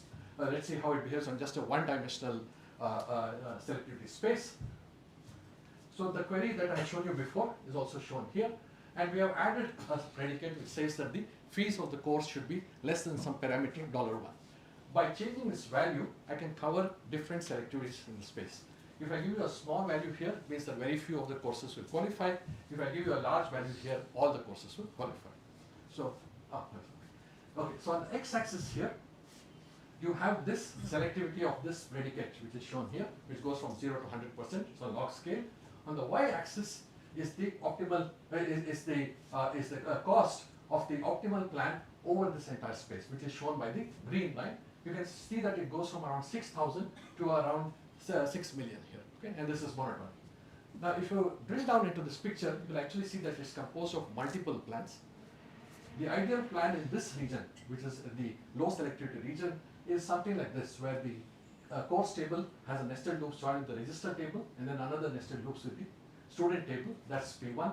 Then we go to P2, the structure changes, the tree structure changes, the sequence changes, the operators change, and so on. Then you go to P3, P4, and P5. Okay. And you can see in the last one here, this is completely different from what you had here. They all produce the same answer, but they take different times to produce. So now if you take this picture and extend it over the entire space, because what I showed you was the infimum that you saw at the of all these different curves. If you extended this, what you would see is that each of each of these plans is good in a certain region, but may be terrible in somewhere else. So a red plan is ideal here, the P1, but it's very poor in this region. So you could go and find out as to what is your horror scenarios, what are the things that give you nightmares in terms of how badly could the native optimizer do as compared to the green line, which is ideal here. And you can show that this is actually, in this case, this red line that you see here. How did we construct the red line? So basically what we will do is, we will say that we estimated it to be 1%, which is a small number, but it turned out to actually at runtime be 99%. But what would happen is, you would use P1 in this location where P5 was ideal. So you may use, for example, nested loops join, which is very expensive for large tables, in a place where hash join should have been used, which is ideal for large tables. Okay. So what is the suboptimality here? That's a factor of 20. You can go the other direction, and if you look here, you will see that the estimated location was 80%. So you use the plan P5, saying that lots of rows will be coming in. Let me use the hash join, which is ideal for large tables. Instead, you find that you open the tap and there was only a trickle which came out. So the actual is only 0.01%. So if you take the rate, so you used green P5 in the red region, the cost you paid for it is a factor of 100. So overall, you can look at this entire graph and say that what is the ratio of red to green? That will give you the maximum suboptimality, which in this case happens to be also what you saw here, which is 100. Okay. Yeah, so I'll just now quickly show you how the plan bouquet works. Okay. I'm pretending not to see what he said. Well, I think I have a slightly shorter lunch. Okay, we'll be done. Okay, plan, okay, this is that. So what we said is, we are not going to estimate. So what we will do is, instead we'll take this picture that you saw earlier, and we will draw horizontal lines here. And because this is a cost y-axis, these are ISO cost lines because they're horizontal lines with a cost ratio of 2, which means that there's a geometric progression. So let me just draw that here. So each line here is double the cost of the previous one. This was 12,000, 24,000, 48, 96, and so on. We will find the intersections of these lines with this ideal curve, and we look at what are the plans present there. So here it was the red plan P1, then it's P2, P3, and P5. Notice that P4 has been dropped because it was in between two lines. So our plan bouquet consists of only those which are on the intersections here, which in this case has 4 plans here. Okay, now let's look at what we do with this. Let's assume the actual query location is at 5% selectivity, which we don't know in advance. And remember, we said we will not estimate. So we will always start from here. What we will do is, we will first start with executing P1, which is here, with the lowest budget, which is 12,000. It will not complete because of plan cost monotonicity. You require more budget for it. So what we will do next is that we will throw away the results, go to the next step here, again execute P1, but now with double the budget, which is 24,000. You do this once more and once more, none of this succeed. Then you go on to from the red plan to the blue plan, and now the budget is 190,000. Again, this will also not complete. Okay? You throw it away, again, you have become very good at it. Okay? This is a trial and error approach. Finally, when you execute this P3 plan, which is located here, it has a budget of 380,000. It will actually complete with a slightly lesser cost of 340,000. So now if you look at all of this, let's look at how much we invested. We did a trial and error approach. On the surface, this looks like an absolutely stupid idea, right? Because you're repeatedly executing the query and throwing it away. Let's look at the total investment. 12,000, 24,000, 48,000, and so on. The total comes to 710,000. What was the ideal? The ideal algorithm would be something which already knew that it was located here. This was the cost it would have paid. the cost that we paid would be 340,000. So this ratio is just 2.1, and you can do a few optimizations and get it down to 1.8. But at this point you might say, this was a cooked up query which suited your particular case. Maybe there are situations where the opposite happens, where the conventional optimizer does much better than you. Okay? So just to show you that's not the case, green is ideal, red is current database systems, blue is our new algorithm, which you can see here. And the worst case is the maximum suboptimality over the entire region is just 3.1. And in fact, what you can do is you can actually prove that this will be the case. What are we doing here? This is where the geometry again comes in. We are looking at essentially a geometric progression, which we are using a doubling algorithm, but in general you can use A as the starting value and then R as being the common ratio. So we are adding up all these isocost curves, and this is the summation of the geometric progression. You can also show that thanks to this plan cost monotonicity, the monotonicity geometric property, the best cost for the ideal would have been this one. Okay? It would be somewhere between here and here, but the lowest value is this one. So if we look at the ratio of what you paid compared to the ideal, which is here, you can show that it's upper bounded by R squared over R minus 1, where R is the common ratio of your geometric progression. And then you can do a trivial optimization here to find that the minima is at R equal to 2, which means that your maximum suboptimality is just 4. Okay? And this doesn't depend on the location of the query. No matter where the query is located, it's a maximum of 4. And you can also show that this is the best performance achievable by any deterministic online algorithm. If you are going to randomize algorithms, you can do slightly better, somewhere around 2.5 to 3. But in the deterministic world, this is the very best you can do. Okay. So now I'll jump ahead since Ashish is getting worried. So what happens when you have multiple dimensions? We have a successor to plan bouquet called the spill-bound algorithm. And if you have d dimensions in your space, the guarantee that we can give you is that compared to the ideal, we will always be within a quadratic factor. That is d squared plus 3d here.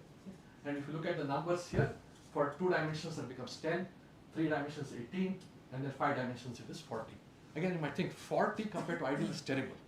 Okay? But as I said, the reality in today's world used to be 100 times worse, 10,000 times worse, and so on. So in comparison, hopefully this is better. We can also show again a geometric proof that there is a lower bound of D for any discovery algorithm.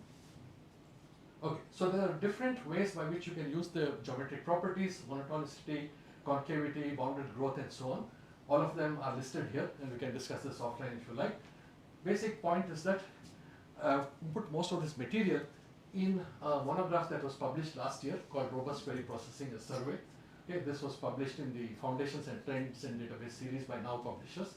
So if you are interested in it, there will be considerable detail about the various kinds of approaches and the technical advancements that have been made to make sure that you can have reasonable robustness in your processing of complex analytic queries.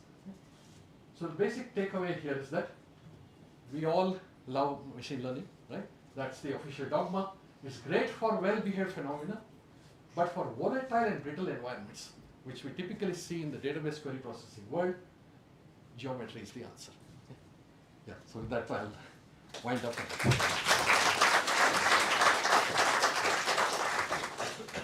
So maybe one question, we are out of time, but we'll take one.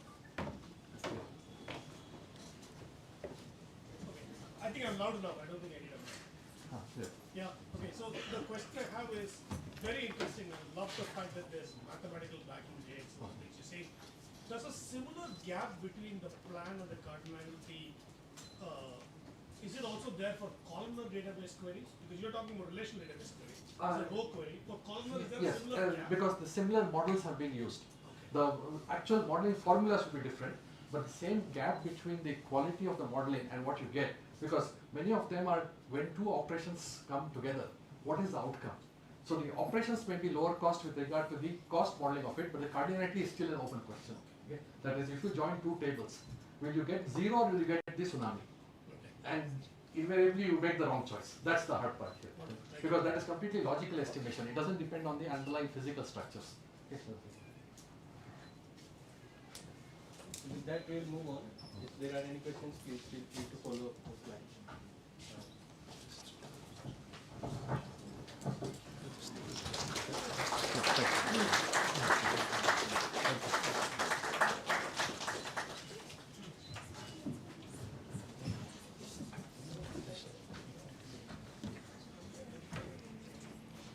So next we have Ranjita Bhagwan.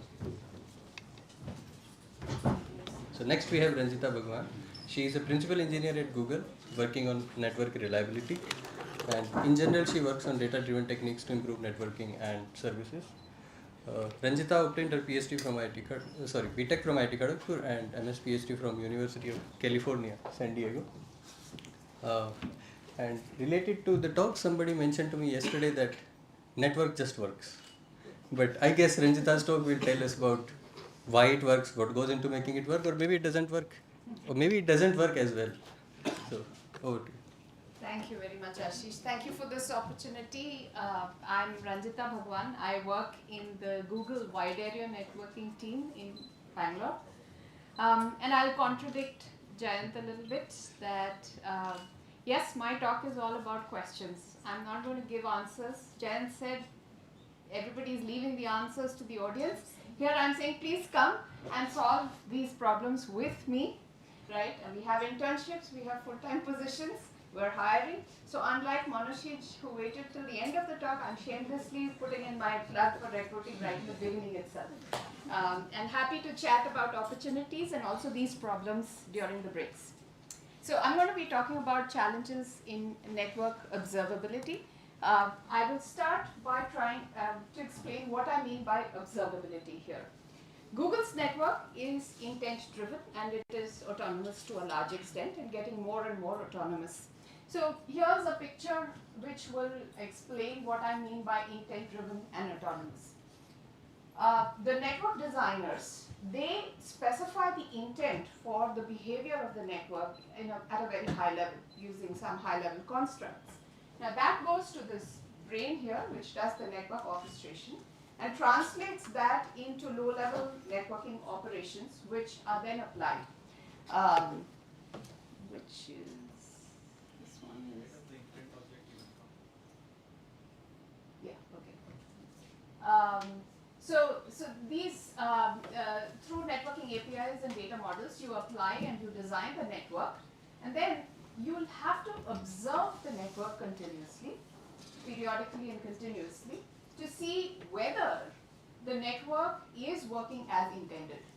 And so to do that, you get information from the network through telemetry, and then you apply some kind of analytics. This could be very simple analytics which does not use AI and ML at all, or you could apply some AI ML techniques. And then that goes back to the orchestration layer, which then again says, oh, there's some sort of discrepancy with the intent, so we're going to actually go ahead and tune our network so that it actually matches the intent. So we need to do this continuous observability also to make sure that things aren't broken, like Ashish said, things get broken all the time. And then, so observing the state of the networks through telemetry and doing these analytics is what I'm calling operational observability. And that's the definition I will use in the rest of my slides. Somebody said something about intent. Was there a question? So from where do we get these intents? Like, does it come from outside of the network? Or? It's a high-level specification which our designers give.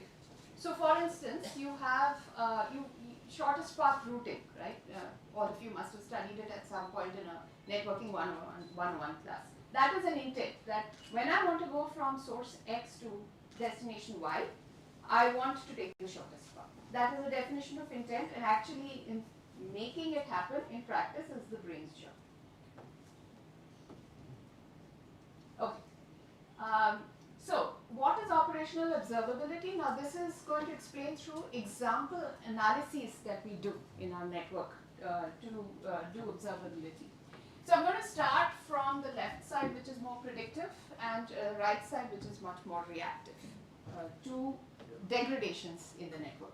So first thing I talk about is predictive analytics. We can use techniques to actually say, here's a networking device which is showing signs that it may fail in 2 weeks from now. So if you figure that out, then you can proactively repair the device or reboot the device to make sure that failure does not happen, the device failure does not happen. That's an example. The next one is risk analysis. Suppose there's a maintenance due on a link. So if you want to maintain a link, as in maybe upgrade firmware or whatever, change some hardware components, you have to bring that link down first. What we call a drain in networking parlance. So to bring that link down, you first have to answer how will that affect networking capacity, and how will that affect networking latency, and other questions like that. So that's risk analysis, because every time you bring something down in the network, there's a risk. After that is automated mitigation, where you can observe that a device has become faulty. Your predictive analytics could not prevent it. It has become faulty, but then this is the network. So what you can do is bring that device down, and our network will automatically route the traffic around that faulty device. So that is called automated mitigation. Now this is the point at which we can have an unmitigated degradation. Despite all that we do, we can still have an unmitigated degradation. And then we need to do impact estimation. What is that?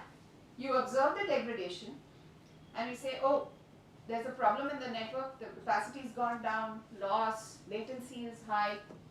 So who are the customers that are seeing this? And then we should either notify the customers, or we take actions which may be customer specific. So that is impact estimation. Now at this point, you've done the impact estimation, but quite often actually, as the customer is the first person to see the degradation. Okay, if the customer sees the degradation first and we haven't noticed the degradation before that, we will have to go into complaint resolution mode, which is make sure that we have enough observability to address the customer's complaint as soon as possible, and swiftly mitigate the problem. And then, so those are the things that we do mostly in real time. And then the last one here is more of an offline analysis to say, you know, over the last 6 months, here are all the problems that we have noticed, starting from predictive to reactive, and here are how we need to improve our systems to prevent these issues from happening in the future. So this is the lay of the land of observability. Now I'm going to talk about 5 challenges, but before that I have this slide. I'll go quickly over it to explain what are the different kinds of data we collect from the network. So we have device telemetry, which are like time series. So for instance, how much traffic is on each link at a particular time period, or how many packets does a particular device port drop. That's another example. Then we have changes to the network, which are events. At this point of time, we are doing a network maintenance. We're bringing this link down. So that's an example of an event. Or config roll. At this point of time, I'm rolling out a new config to all these new devices. Then we have topology and connectivity. So think of that as a snapshot of network state at a particular time. So here's the graph that represents the network. So that's a snapshot of the network. And then you have end-to-end measurements, which are also time series, but they're not device or device specific. They're end-to-end. From source to destination, what is the loss at this point of time? From source to destination, what is the latency, what is the throughput, and so on. So this is the kind of data that we collect from the network. Now here's an example that I will use perhaps in my next few slides as I talk through the challenges. Given a scheduled, this is a what-if analysis, a typical what-if analysis. Given a scheduled link maintenance activity, are any customers going to be impacted? And if they are, how are they impacted? Okay, so let me distill that to the next function that we perform to solve this question, which is we want to determine all end-to-end paths that get affected when this link will go down. So if the link goes down and there's a path that goes through that link, that path will be reconfigured to use a different link. Okay. So to do that, we pre-compute all paths between every possible pair of endpoints. So we do this periodically. So think about it. For a large network, we are computing all the paths between all possible endpoints. And that is to make sure that all of our systems work in a very timely and accurate manner. Then, once we've done the pre-computation, we have to determine who the customers are that use each of these paths. Okay, so now we have this database of all these paths and then the customers who use these paths. Now, when the link is down, will the affected customers have enough capacity because now they're using these alternate paths, right? So that's the question we need to ask. Or is their latency going to be higher than they normally have gotten used to? So these are two questions, one related to capacity that the customer is going to see on the alternate path, and the other is latency that the customer is going to see on the alternate path. Now we'll distill down further these set of questions to how much bandwidth is allocated to this customer, right? This is a reference to some work that our team has done on a bandwidth enforcement tool, which was presented about 10 years ago at SIGCOM. And then what is the operational capacity of the backup paths? And then for the latency, we have to ask, what is the kind of latency that this customer is actually used to in the past, right?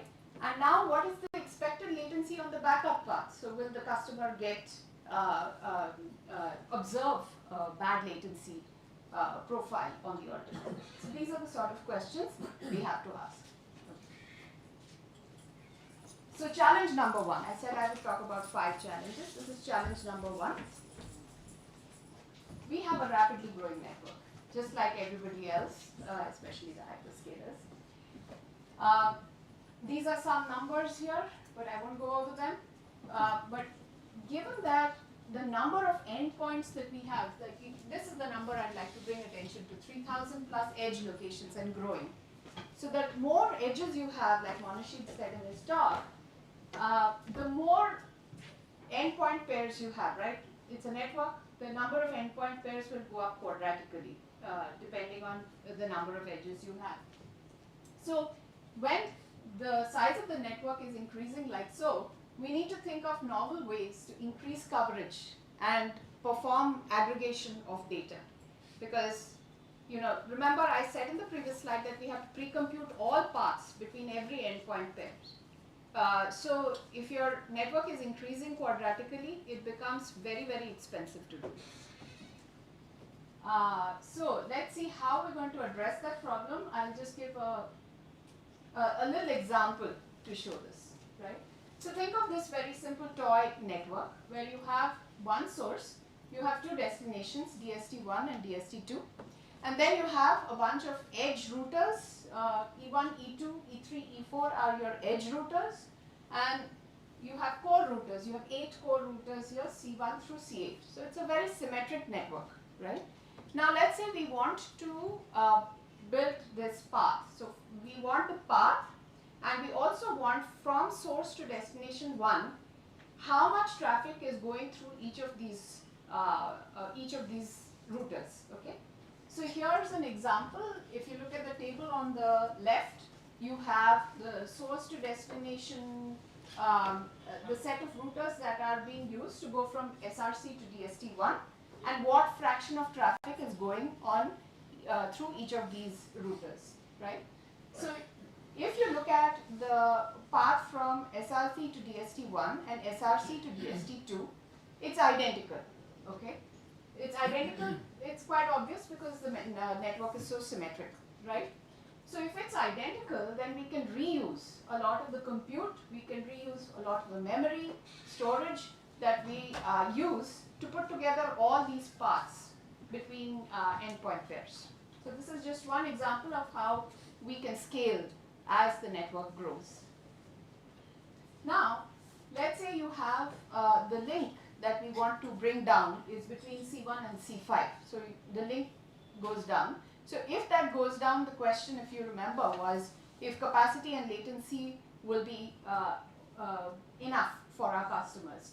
So if you bring that down, the network is still, the paths from SRC to DST1 and SRC to DST2 are still identical, okay? So you can still reuse all of this and just do this computation once. On the other hand, consider a network like so, right? A bunch of links are down, either because of fiber cuts or because we are doing maintenance already on these links. And if you notice now, you have a network partition, okay? So the tables now are significantly different because you don't have any sharing across the top part and the bottom part. So when you're doing your reuse to do this computation, you have to be very mindful of the operational state of the network. And you have to see whether you can actually reuse the compute for one set of parts for the other one. So this is a simple example, but when you actually get to the nitty-gritties, it gets really hairy and really complicated. We haven't fully solved the problem, but we're getting there. That was challenge 1. Challenge 2 is on diversity in the network. The network is super complex. It's got optical devices, it's got routers, switches. Your network can be a WAN. You think of when we study networks, right? We're thinking, oh, it's a network, right? But the wide area network is very, very different from a data center network. So you have to consider the differences when you solve for the different kinds of analyses that I spoke about. You have multiple vendors and who are building, your networking devices. So Cisco, Arista, Juniper, all of these have very, very quirky characteristics that you have to consider, in some cases at least. Then you have diverse data sources that you need to pull together and join.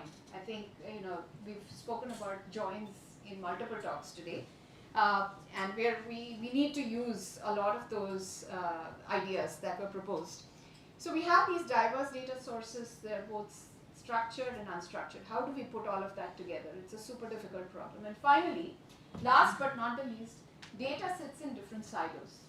And we have to bring them together. There are several privacy compliance as well as join based complexities that show up in this.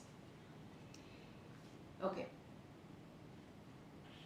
So in the example that I showed, the link that we want to bring down and we want to do the what-if analysis for could be an optical device or a router. So an optical device link or a L3 link. And this, based on that, your analysis would be very different. It could be in a data center or a WAN. In a data center, you have a lot more connections, and the network is much more symmetric. So your analysis algorithm is potentially much simpler than if you're in a WAN. So you have to design those algorithms carefully. It could be in the link could be in the core of the network, which is the central part, or it could be at the edge. If it's at the edge, it's much easier to see which customers it affects. If it's in the core, because it's in the center, it's much more difficult to actually say who are the set of customers I'm affecting. So you have to be cognizant of core versus edge. And finally, your routing algorithms could be software defined, which is relatively new, I would say. It's no longer new. Or you could be using traditional routing techniques like BGP. So for each of those, your answers will be different. So for each combination of these parameters, you have to have a different kind of algorithm or different logic to solve the what-if analysis that I spoke about. And you have to think through all of those. Challenge number 3. How much time do I have? 10. Okay. So challenge number 3 is customers are very diverse and their requirements are very diverse. So when you think Google, you think search, ads, right? They have a certain set of characteristics, demands of our network. So our network supports Google applications as well as cloud, our enterprise cloud applications. So search and ads have their own. YouTube has its own. Gemini, of course, has its own. And then you have Google Meet, which has its own set of requirements. And these are just examples I've picked. Then we have enterprise customers like financial systems who want to do real-time trading, who have ultra-low latency requirements. E-commerce clients, where you know that every millisecond or every tens of milliseconds that you lose has millions of dollars of impact on the e-commerce applications revenue. And then you have live streaming applications as well. Each of these have very different characteristics in terms of loss, latency, and capacity. So we have to be cognizant of that. So in the example that I said, let's look at the 2 questions in bold at the bottom, right? what is the customer's historical latency, what is the latency they're used to, and what is the expected latency on the backup paths. Okay. Now, if the customer is extra sensitive to latency, like let's consider a financial trading application, then even a very slight blip in the increase in latency on the backup path would affect them. So we would either say, let's not do maintenance on this link right now, because the backup path latency we've estimated will be high, or we notify the customer saying, hey, in 2 weeks we'll do this maintenance, please be cognizant of this, and please let us know if you're okay with it, or whatever that is, right? Whereas if the customer is somebody who's not as latency sensitive, let's say Google search, searches backup traffic, for instance, then we would not bother. We'd say, let's go ahead with this, with the maintenance and bring the link down, right? So that's an example of where we have to be very, very cognizant of the customers who we are affecting, and our actions and the actions that we are do on our network are very dependent upon who we might be affecting with that action. Okay. Challenge number 4 is complex failures, and this is very general, right? It's not, there's nothing networking specific here. So the top kind of the first kind of complex failure I've spoken about is when you have multiple simultaneous failures all at the same time. Now, we remember a time when systems were very simple, especially if you're as old as I am, where the chance of multiple simultaneous failures was not that big. And so our failure models would just consider a single failure and independent failures, right? But given the size and the complexity of systems these days, 2 or 3, even 3 things going down simultaneously or going wrong simultaneously is quite the norm. So instead of just the backup path, in my example, you might have to look at secondary paths, tertiary paths even, right? So our systems need to be cognizant of this. The second kind of complex failure are latent bugs. I don't know if any of you remember the AWS outage which happened recently, maybe 2 weeks or 1 week ago.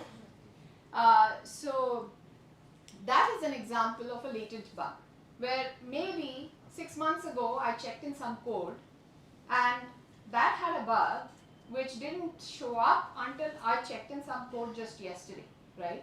That sort of gives rise to a state of the system where the old latent bugs rears its ugly head. We see a lot of that as well. And finally, there are gray failures, where if failures are black and white, it's much simpler, right? When a device goes down, when a router goes down completely, our systems quickly detect that and quickly route traffic around it. But if the router is dropping packets, for 30 seconds and then it's coming back to normal, or if it's, its capacity is dropping just slightly and then it's coming back to normal, it's very difficult to detect and therefore mitigate the problem, right? So very often these are the conditions in which customers notice degraded performance.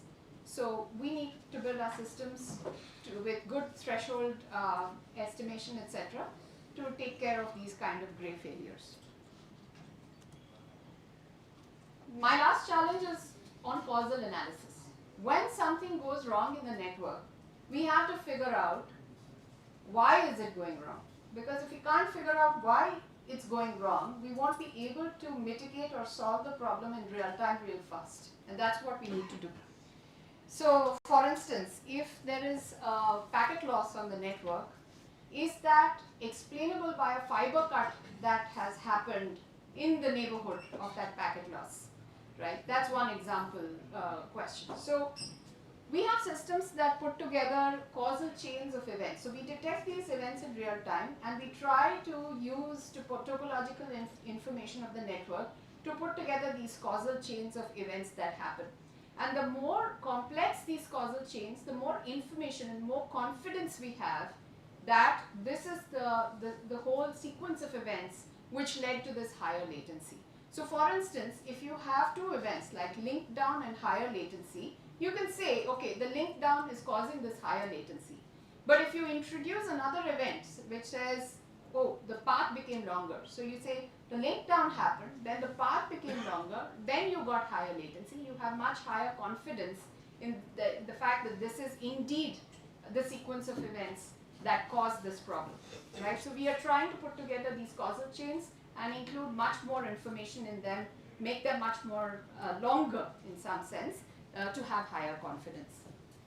Finally, I'd like to talk about a system that we are building to enable all of these solutions and address all the challenges I spoke about. It's our observability system that we are developing for a wide area network. This will look like very familiar to a lot of people who build observability systems. So you have the lowest level, which includes structured, unstructured, L1, L3, layer 1, layer 3 data. And then you have data sanitization, aggregation, and scaling. I think Monashid mentioned that data cleaning is a large part of this, and that box here is super, super important, and we spend a lot of time on that. And then on top of that, we build a model of our network, which uses very mundane techniques, but at the same time, it uses complex AI-driven techniques also. We're using graph neural networks to model our network. And then on top of that, we use both agentic AI and simpler statistical analysis in classical ML to solve specific use cases like the causal analysis I told you about, anomaly detection, risk or what-if analysis, and predictive analysis.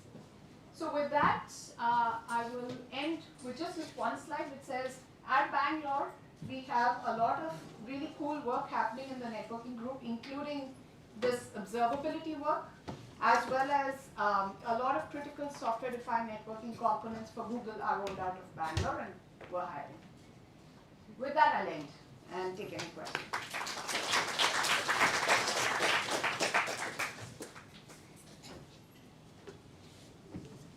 Hi, Ranjita. How do you figure which traffic is coming from which customer?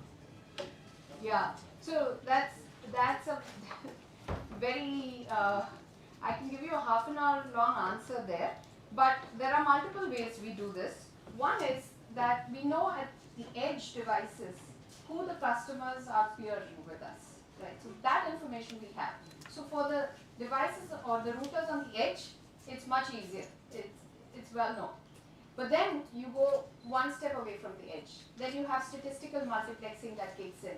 So then you say, okay, this is shared by this whole set of customers. And then as you move further away, you have less confidence in that. So we have a model which covers that. So 100% confidence at the edge, and slowly as you move away, that confidence goes down, but it's better than not knowing anything at all. You also have sampling-based techniques. So you can do packet samples, and the packet samples tell you everything about the packet. And then you can say, okay, on this device, I sampled this packet which actually went to this customer. So you have those techniques as well, but it's not 100% sampled, so you have errors. We can take one more. You mentioned about the fact that the network has so many diverse hardware, right?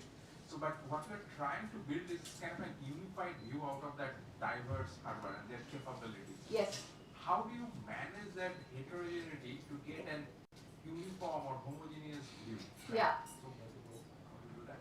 Yeah, so multiple answers again, but short answer is that there is a single level of indirection, just like any systems problem. And that platform that we have has a unified API. And then it's the responsibility of teams. There are teams dedicated to different vendors. It's their responsibility to take all of the data from the vendor devices and abstract it to this unified API. So that's the way we do it. Okay. So with that, we'll move on to the next talk. Please follow up with Ranjita. My bad.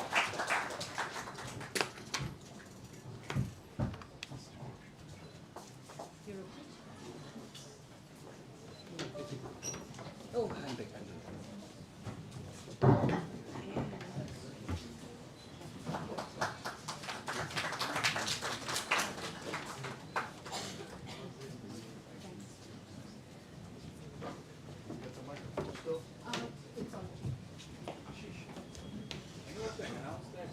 should not be moving out too much during when the talk is going on.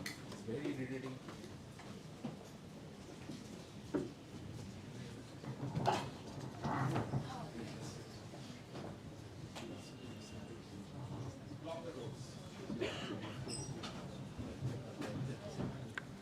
I would request the audience to please not move around too much during the talk. Uh, so with that, we will move over to the next talk by Professor Markil, who is our distinguished guest of honor. So he will share his perspective on research in both academia and industry, what it entails and how one should approach research. But before that, I would like to mention something that Professor Markil mentioned yesterday, that he would like to engage and talk to students more. So I would encourage everyone to please feel free to find Mark wherever you can and talk about life, research, architecture, systems, or anything else that you like. With that. Thank you. Let me just start my timer here. Okay, so I'm between you and lunch.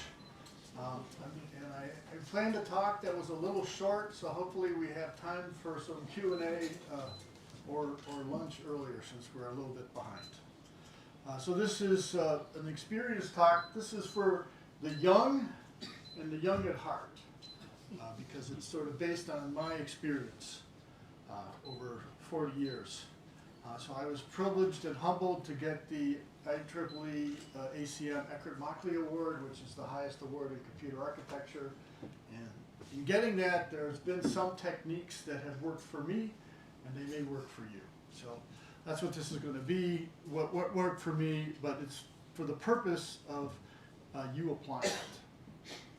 Now you might think that the most important thing is solving problems and refining solutions, but I'm going to tell you that that's important, but it's not most important. Okay, so all of us talk about using the scientific method. I actually advocate actually using the scientific method.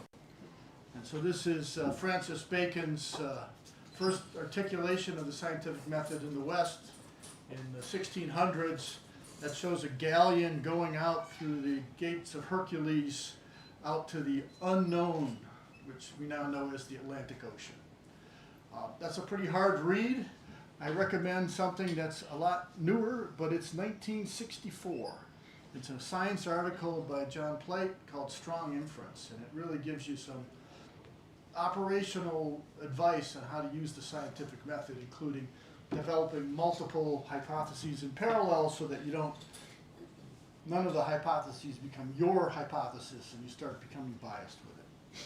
So the scientific method has a bunch of steps, and I'm going to characterize it as you pick a problem, you have some insight and first hypotheses, then you test and do experiments, results don't work out, you refine your hypotheses, and you repeat. Now, the reason I'm talking about all these things is that what actually appears in papers, okay? Papers never talk about picking the problem. They may talk about insights. Hopefully they talk about the problem, but they don't talk about how you picked it.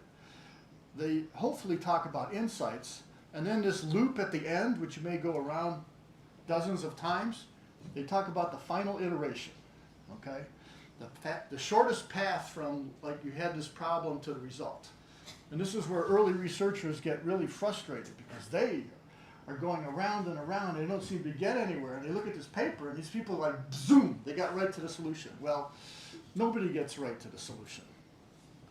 Okay, and so what this talk is going to be about are the first two items, because they're much less talked about, and I think they're, I'm not going to tell you how to run simulations. You get lots of advice on how to do that. So we're going to talk about picking the problem. We're going to talk a little bit longer about insight and first hypotheses, and then a little bit about academic research and industrial pathfinding based on my experience at Wisconsin and then Microsoft. And spoiler, they're more similar than they're different.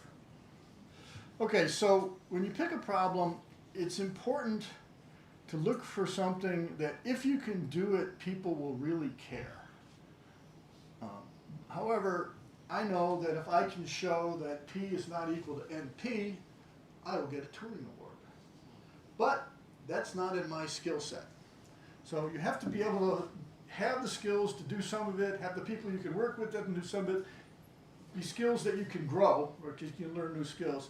And it's in this intersection that you really want to look for problems. Now, what is this Don't Play Jeopardy? Jeopardy is this American game show where they put up on the board the answer, and you have to phrase the question.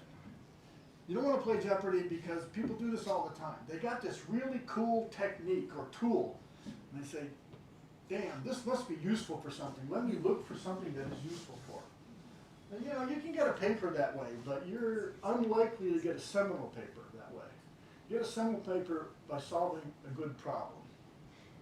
Okay? Now, how do you find good problems? Well, this is like, you know, sometimes Hollywood and Bollywood, you know, portray scientists and engineers as not creative.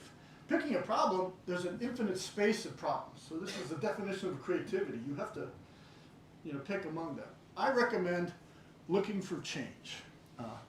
As a computer architect, change comes from below. The technology changes. There's this new non-volatile memory. It comes from computer use. There's this new thing called large language models. Or there could be, like, from other fields, like new tools. So SAT solvers get much better and can be used for a much bigger thing. And so when there's change, that has the real advantage that you really want to solve important problems, right? And if there's been no change, there's been smart people trying to attack this important problem for a long time. And you may do better than them, but I don't like doing that. I'd rather attack a problem that no one ever thought about before, because then, you know, it's much more likely that I can make a big contribution. So don't take the fortified hill, take the green field.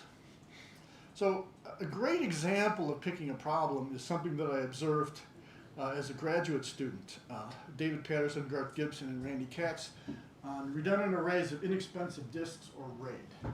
Now you might think the best thing about RAID is these beautiful block-based rotated erasure codes. But the real genius of RAID was picking the problem. Okay? So prior to that time, the cheapest place to store a bit was on the largest hard drives possible. They were in mainframes. They were the size of American dishwashers. Okay? Along came personal computers. They started out with, like, cassette tapes, and then floppies, and then hard drives. And once the hard drive matured a little bit, they became the cheapest place to store a bit. And so this group asked, well, if that's the cheapest place to store the bit, let's store the big data, the error, on the hard drives, on the PC hard drives. Well, it doesn't work, right? It doesn't work because a PC hard drive is not built to the reliability standard of an enterprise drive. And if you have 100 PC drives, because they're much smaller than the enterprise, the first order they failed in 1/100th the time with a single one. So it's totally no good. So you have to come up with some kind of redundancy schemes. Once you've picked that problem and framed it right, it's almost like a puzzle that's not that hard to solve. So make sure the key job of assistant professors and senior grad students and researchers everywhere is picking the right problem. And that, you know, that just requires thinking. Okay, now let's say you've picked a good problem. Like, how do you figure out, like, how to start? Like, how do you get a purchase on this cliff that you're trying to climb to solve? Well, there's 4 things that I have found useful, and then you might find useful. Taxonomies, new perspectives, models, and collaboration. So when I was just an early grad student, even younger than the picture I showed yesterday, I was, like, super fascinated with caches and virtual memory, because these things, they were magic. They created the illusion of having, you know, low latency and high capacity that far exceeded the underlying technologies that were in that hierarchy. They really work on the same principles, even though because of the constants, the solutions are different. And when we designed these, even back then, there was a data deluge of, you know, trace-driven simulation and blah, blah, blah. And it's like, just made my head spin. And I was reminded by a quote by Richard Hamming, "The purpose of computing is insight and not numbers." And this data deluge was not insight. So I said, well, what we got to do is, can we develop a taxonomy? I was doing caches more than virtual memory. Can we develop a taxonomy? And I did, and this was the taxonomy that was mentioned on the introduction yesterday, that caches miss compulsory because they, without prefetching the first time you reference a block, you have to miss. Capacity, because your cache is only so big, so you can only hold so many blocks. And conflict, because of set associativity, further restricting things. And by the way, I spent some time with a thesaurus, which only you older people know about, to come up with an alliteration, because I thought people would remember it better. And I was right. So this was, highly successful. Norm Jope told me later, he's also a lecture marketing winner, that he read about this, and then he thought about it, and he invented stream buffers and victim caches. So I'm very proud of that, but I'm not as proud of it as if I would have invented them. But what can you do? What I am proud of is this idea has made it into the undergraduate canon. It helped that Hennessy and Patterson were co-authors. My co-advisor was a co-author. But you think you want to be proud of your most sophisticated result? No, you want to be proud of the result that becomes pervasive enough that undergraduates have to learn it. It was a great day when my son took a picture of the professor presenting the 3 C's. Taxonomies are an old thing. They're a super powerful thing. Probably the most famous taxonomy is Mendeleev's periodic table, where you arranged elements by atomic number rather than atomic weight, and they had certain properties on the column, and there were elements in this table missing, and people went off and looked for the missing elements. And this is also used in Berkeley RAID, has a nice taxonomy, and lesser known Wisconsin log transactional memory has a good taxonomy that we used. Taxonomies, I think, are a useful technique. They're kind of a compression on the chaos of what's going on. There's a little bit of an art. You got to figure out what factors to consider when you do the taxonomy and what to brush aside. Okay, new perspectives. This has led to something called data race-free memory consistency. Doesn't matter if you don't know what that means. So in the circa 1990, I thought shared memory processors were going to be everywhere. Turns out I was wrong. They were a niche for another decade, but in academia, that's okay. We were working on cache coherence. So the goal of cache coherence, caches in a uniprocessor are invisible functionally. The goal of coherence was to make cache is similarly invisible in a shared memory multiprocessor. But once you make the cache invisible, what is the semantics of the memory? You're left with nothing. Well, Leslie Lamport defined a really good model, a simple model for the semantics of memory called sequential consistency, which we can depict by the switch. These cores would produce memory references one at a time, and the memory would decide, I'll take one from you, I'll take one from you, take one from you. Now you can implement this much better, but that's the model. The problem was, great model, almost no machines did it, right? Machines had write buffers, they had out of order execution, they had non-atomic stores, they had a real mess, and they still do. And so, could we make this simpler? How much simpler can we make it, okay? And struggling with this, and I went to a talk by Bart Miller, or it might have been a student, Robert Netzer, on software data race detection, which seems kind of unrelated to this problem of defining what memory did. But after a whole bunch of thinking by Sarita Adve and I for, I don't know, months, well, we had the initial ideas early, but it took a long time to crystallize it. We came up with the idea of sequential consistency for data race-free programs. And what that means is that you can have your cake and eat it too. The hardware can do crazy things, but the programmer can reason about that sequential consistency model so long as the program doesn't have data races. And this initially was in the same session as release consistency and has served as the basis, and Sarita was part of this work here, on the memory models for Java and C++. And then later I did some work expanding it to GPUs which have scopes, and now it's in Rust, which makes me particularly proud that this idea shows up in a new language sort of 35 years after the paper was written. Because I went to a talk. Now maybe I would have thought of it anyway, but probably somebody else would have thought of it because they went to a talk. So get different input. Steve Jobs was a real big fan of this too. That by having different inputs, you can do differently than other people. Oh, by the way, what I was going to add, by the way, back in picking a problem, I wanted to talk about Professor Harista. Is that right? You did a great job of picking a problem, right? You realize that determining a priori the cardinality, that's like a really hard problem. But you know what? That's not the end problem. The end problem is making things go fast. So what if we could just not do that problem? Let's do a different, easier problem where we can sort of dynamically go forward. And so by changing the problem, you get a great result. And so sometimes, that cardinality estimate, that's a fortified hill. Don't take it. Take another path. I meant to say that when I was in that section. Okay, let's see here. Okay, so that's new perspectives. Okay, the other thing I found very useful, and it's kind of related to taxonomies, are models. And they can be oversimplified, like Amdahl's law is a very oversimplified model, but pretty useful.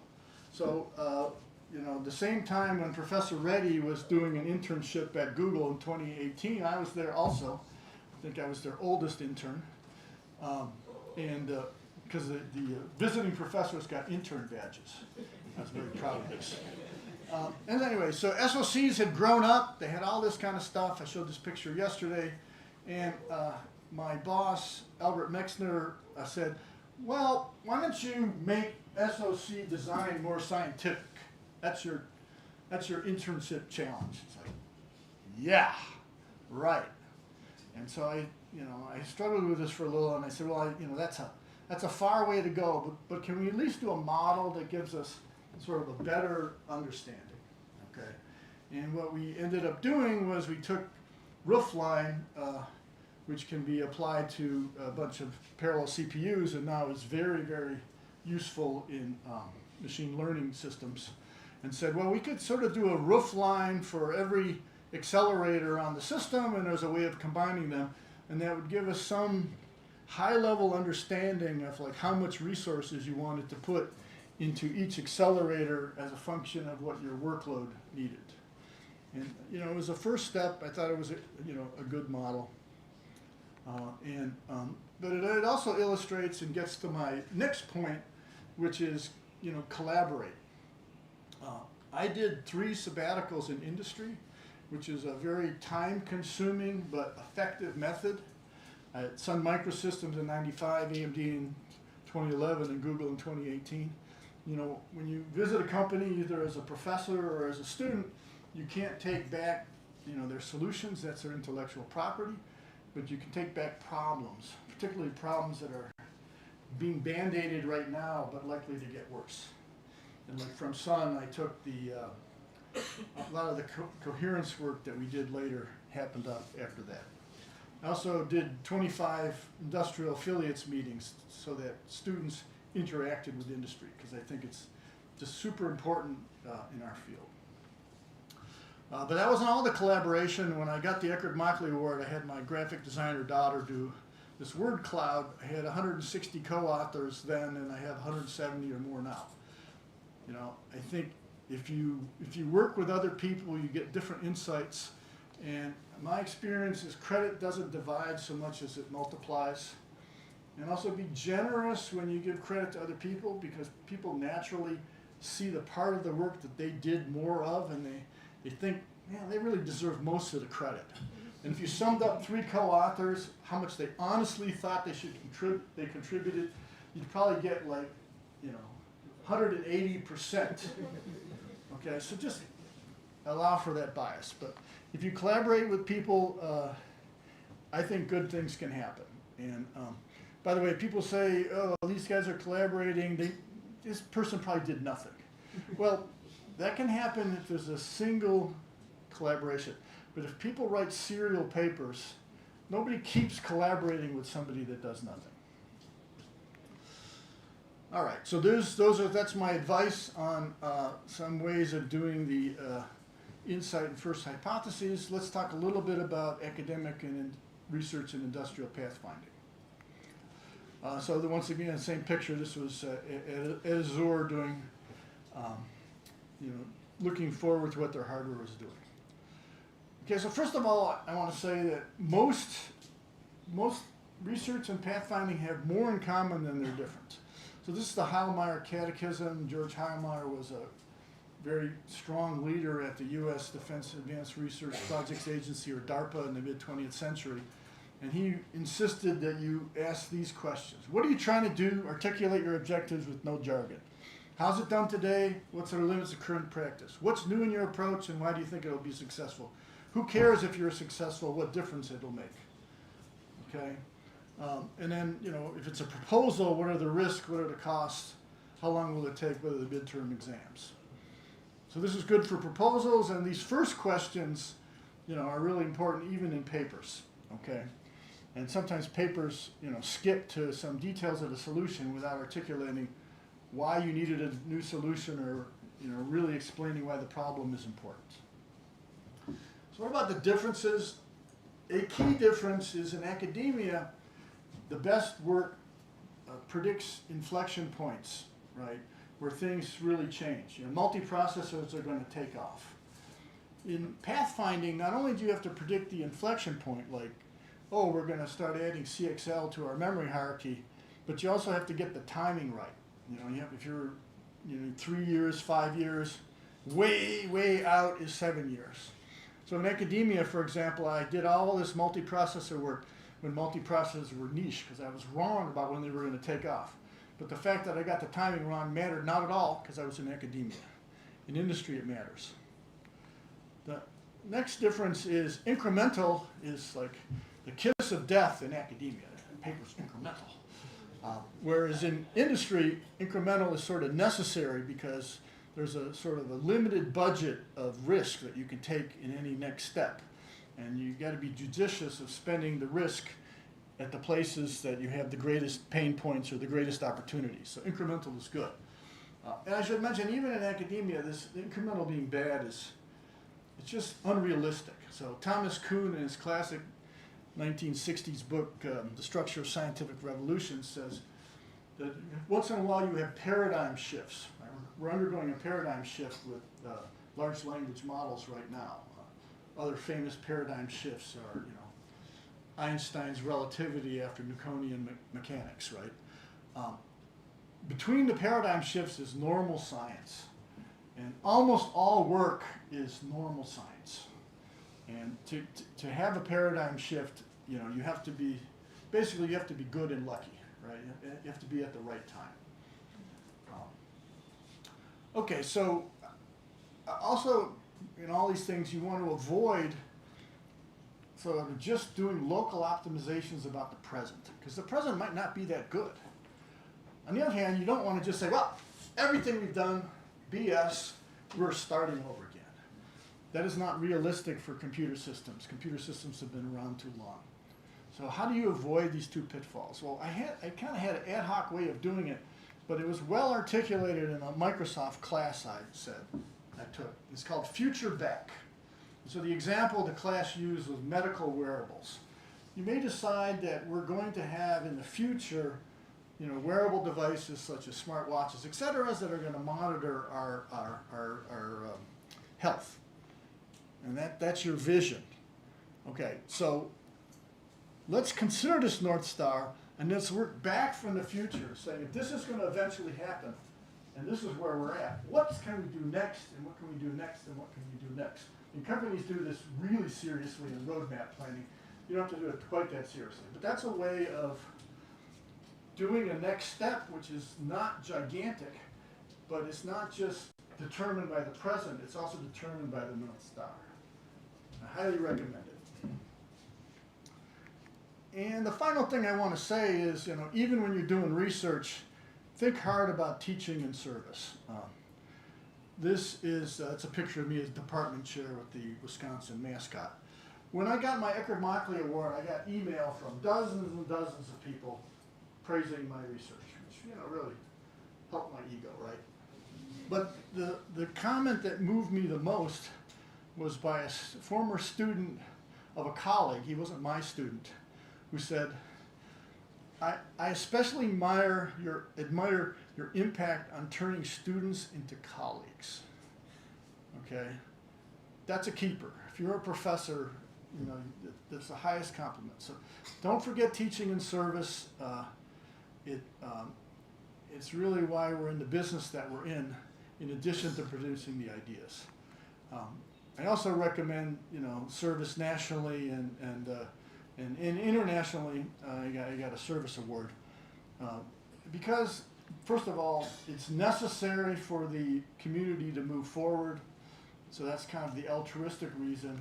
It turns out that when you do service, you get better known by more people. And so sort of good things happen. You have some collaborations, so they're deciding on some award, they know you better.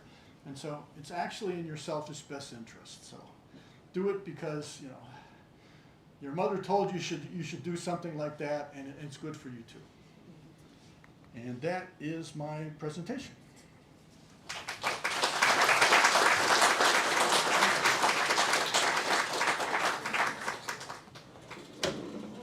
I think I allowed a bunch of time for questions. How much time did I have left, Ashish? 10 minutes. 10 minutes, okay, so I can keep you from lunch for up to 10 minutes if people have questions.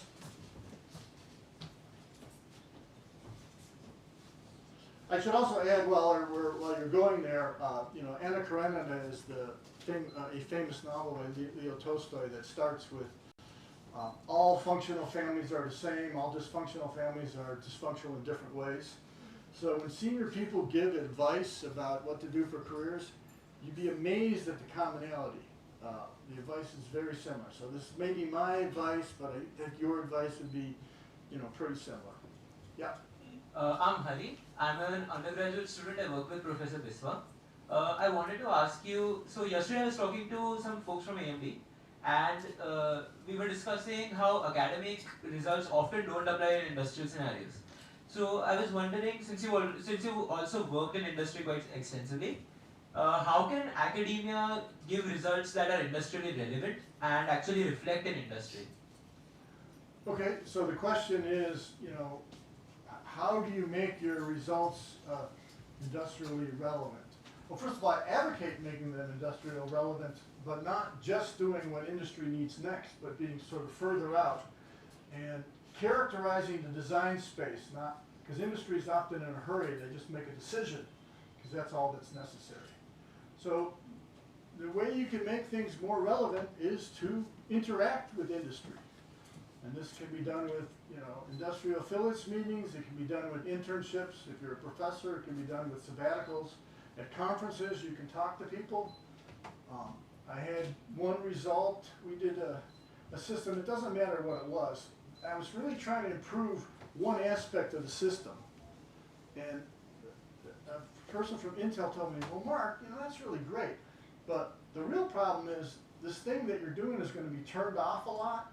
And so what we really need you is to reduce the area it requires that we're going to be burdened with even when it's off. And the amazing thing is that this caused us to think totally differently, and we built a system that not only reduced the area on the chip, but actually improved this other metric that we had previously been targeting. And so you have to listen, and have a relationship enough with people that they're willing to give you frank advice. Good question, by the way.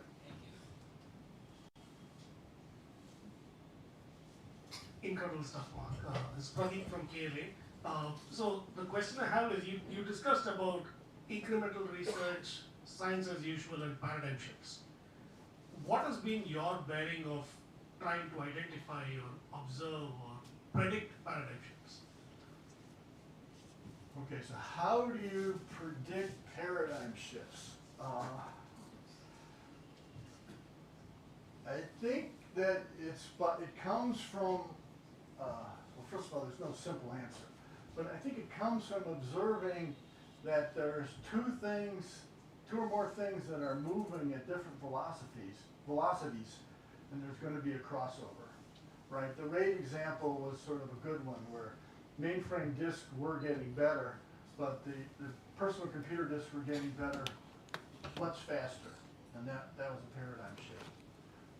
You know, my predicting with the multiprocessors had to do with the fact that I thought IOP innovation was kind of topping out in the mid-90s. Oh boy, I've been wrong for 20 years here. But it did slow down, and there was a point where, you know, like Intel, for example, there's one chip that's pretty embarrassing. It's like two completely separate microprocessors just put on the same die because they just couldn't get enough done. And so multiprocessing finally happened. I'll stop there. But you gotta watch the trends. There's another great quote by a science fiction writer, what's his name, Gibson. The future is here, it's just unevenly distributed. Okay, so that's where you want to go to conferences, you want to talk to people, because sometimes you can learn about the future by seeing the present that's only distributed in a few places.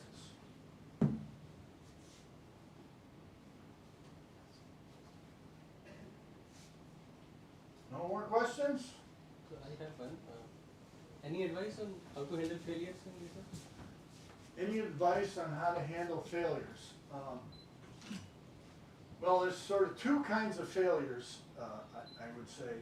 One is when you're trying to solve a problem and, you know, a particular idea doesn't work. The first thing I want to say about that is that you have to know that is natural, right? Your first solution working is highly unlikely. Thomas Edison was criticized that it took him, you know, he had 1,000 failures before he got the light bulb right. And he said, it wasn't 1,000 failures, it was 1,000 steps to success. So you have to be patient. Now, there's a greater failure that can happen sometimes, and I've had it happen to me. Try to block those out, where, you know, you basically just don't make enough progress on a problem. And it's a judgment call on like how much persistence you want to stick to the problem and how much you want to say, okay, that one's just not going to go, I want to go to something else. But remember, what we're doing is we're trying to add to the sum of human knowledge. So you just have to get in the mindset that failures are normal. You know, I don't know much about cricket, but I know in baseball, if you're a phenomenal baseball hitter, you fail 7 out of 10 times.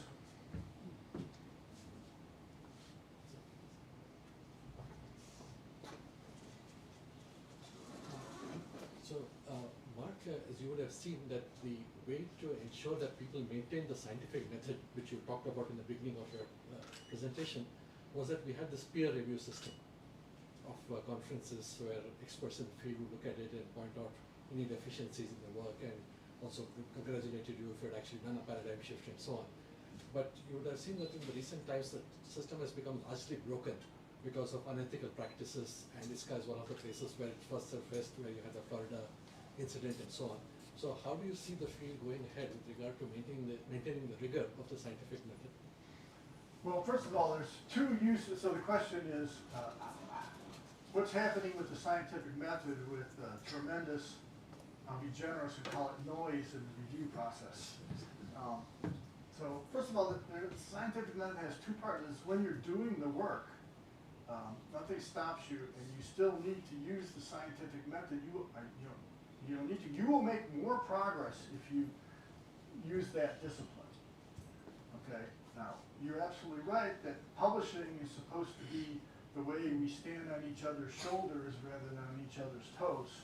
And so we do have to spend a substantial amount of time promulgating our work. And, you know, people have complained forever about reviewing sort of being bad. I think it's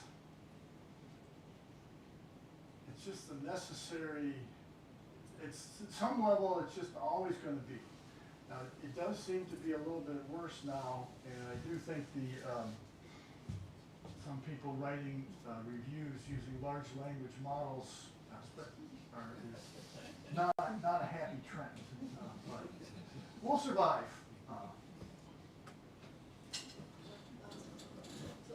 What is your view of this future of research in this AI-dominated era? Because I have seen like people in the conferences where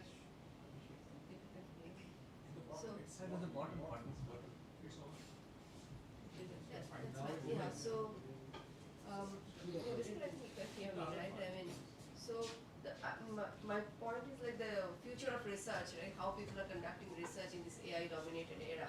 Because in the conferences I've seen papers where just two ideas, they are just saying, okay, ML is saying A is better than B without any like insights or anything. So these kind of things are dominating, and also we see like LLMs are going to do research, generate research papers and getting research ideas. So what's your view on this? Okay, so the question is, what do I think of the effect of large language models on doing research? Well, they're having a tremendous impact. I mean, there's sort of two impacts. One is people using large language models, and other is people wanting to study large language models. I'll take the second one first. We have just like we criticize people in the fashion industry for having too much fashion, we in research also have fashion. So we have pivoted toward everything having to do with AI, I think more than we should have. Certainly, some pivot is justified, but we need to remember that full computer systems have many other aspects. It's sort of a intellectual Amdahl's law, and so watch the super big pivot. Regarding using large language models, I mean this is a paradigm shift, and so it's pretty chaotic right now. I think at some point, we as a community will figure out the best uses of them, and it will be a power tool. I am old enough that we were not allowed to use calculators in high school because of unfair advantage. We had to use slide rules, and that sounds so funny now, right? And I think it's the same thing. Right now we think of large language models as kind of cheating, but we'll develop best practices for using them, and they will be a power tool. And as with all power tools, they won't be flawless. So she's been educating over here. Thank you. Great talk. Thank you so much. Learned a lot. I smarted at one point in your slide. It said incremental good under industry. And as a representative of industry, I just thought I'll make a comment. Okay. That that's the kind of thing that caused the death of companies. When we think that we have to work in an incremental mode. Unless we innovate in companies, though guarded by certain guardrails, there's no hope. Especially if we're going through a paradigm shift like we are going through right now. It's just a comment. And since you've been at Google and other companies, you can comment on that as well. Yeah, okay. So I oversimplified. I think the right thing to say is that, so the question was taking issue with my asserting that incremental is good in companies. I think companies have the same normal science paradigm shift that Thomas Kuhn identified. And so much of what you do does need to be incremental as you make things better. But especially in the IT industry, if you just incrementally do the one thing that you've been doing forever, you will go out of business, right? If Microsoft had said, we're going to keep selling shrink-wrapped Office and Windows, and that's going to be our business model, they would be worth almost nothing today. And so, yes, you need to have those paradigm shifts as well. That often takes a combination of bold researchers and senior leadership that is willing to incubate some idea. With companies too, there's always this problem is, well actually, let me give you a great example. when Jensen approved CUDA, GPU computing was a $0 billion market. But there was no market, right? He just said, I can only grow my company so much, just doing graphics. So we got to try to do this more general stuff, and it might work, okay? And he got really lucky, because this was before AI and deep neural networks took off on it. But by making that bet, payoff was $5 trillion. Last two questions. Hi, Mark. So, on the subject of picking problems, you mentioned you should keep an eye out for change. How do you not get overwhelmed by the rate of change? In today's world, I mean, change is so constant and so fast that, it feels like you just can't keep up. Okay, so the question is, how do you avoid getting overwhelmed by the pace of change? Well, yeah. So it does seem to be accelerating. For most of my career, I've loved the pace of change, right? I'm glad that I'm not a professor teaching Shakespeare, which is, essentially the same when I retired as when I started. That I loved the change. We're going through a particularly, this is a gigantic paradigm shift for the IT industry. So this is not normal, right? And so it's going to be crazy for the next handful of years. And then we'll have sort of a new normal. And so just be patient. Am I audible? Hello, sir. So actually, part of my question is already been asked. My question is that as a senior year PhD student, whenever I look about transitioning to different area, because I see interested problems over there, I am not very sure how to take that transition. Like how I want to know your opinion. Whenever you want to switch to an area where your expertise is not, how do you deal with that? Thank you. Okay. So the question is, how do you transition from area that you've done really well at and have expertise sort of to a new area, which everybody wants to do at one time, whether it's a shift within a subdiscipline or more radical. Well, first of all, remember, research is really hard. So if you don't really have a passion for what you're doing, you're not going to do it. So I don't advocate saying, well, I'm not going to be very good at this. I'll just stick to this, old thing I'm not as passionate about. So I do advocate switching. The thing that can mitigate risk is to do so in sort of a pipeline fashion. So you're doing your current work, you continue your current work, you taper it a little bit, and you start ramping up the new work. Because the new work is going to have a pipeline fill where you're not going to have great results in 6 months. And so if you completely switch to a new area and you have a gap of papers for 3 years or 5 years, it's not good for you as a professor, it's not good for your students. And so you have to sort of do this ramp up. I also recommend trying to collaborate with somebody who is already in that area. And one of the things that works really nicely is you can collaborate with another professor, and if both of you have students, then what happens is the professors are the two atomic nuclei and the students are the electrons, and they do all the exchange and they teach their professors. And that can be pretty effective. So I've worked with compiler people, database people, operating systems people, and I appreciate all those fields, but nobody would call me an expert at them.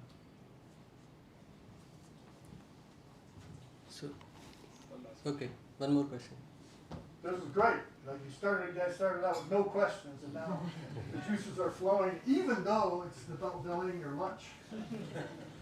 So, just on a lighter note, so are there any questions you're still trying to answer? Are there any questions that I'm still trying to answer? Well, I'm semi-retired, but I'm consulting, including for Microsoft, and looking at more principled methods of memory hierarchy design for AI inference.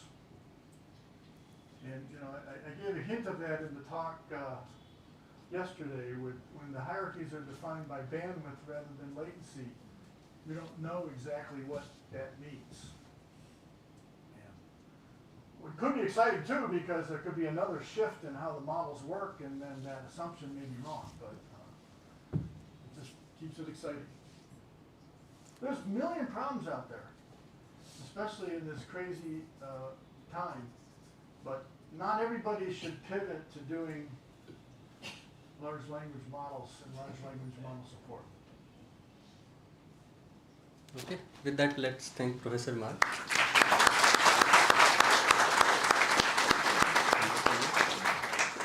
So we have now lunch in the garden outside, so please. Yeah. Picture.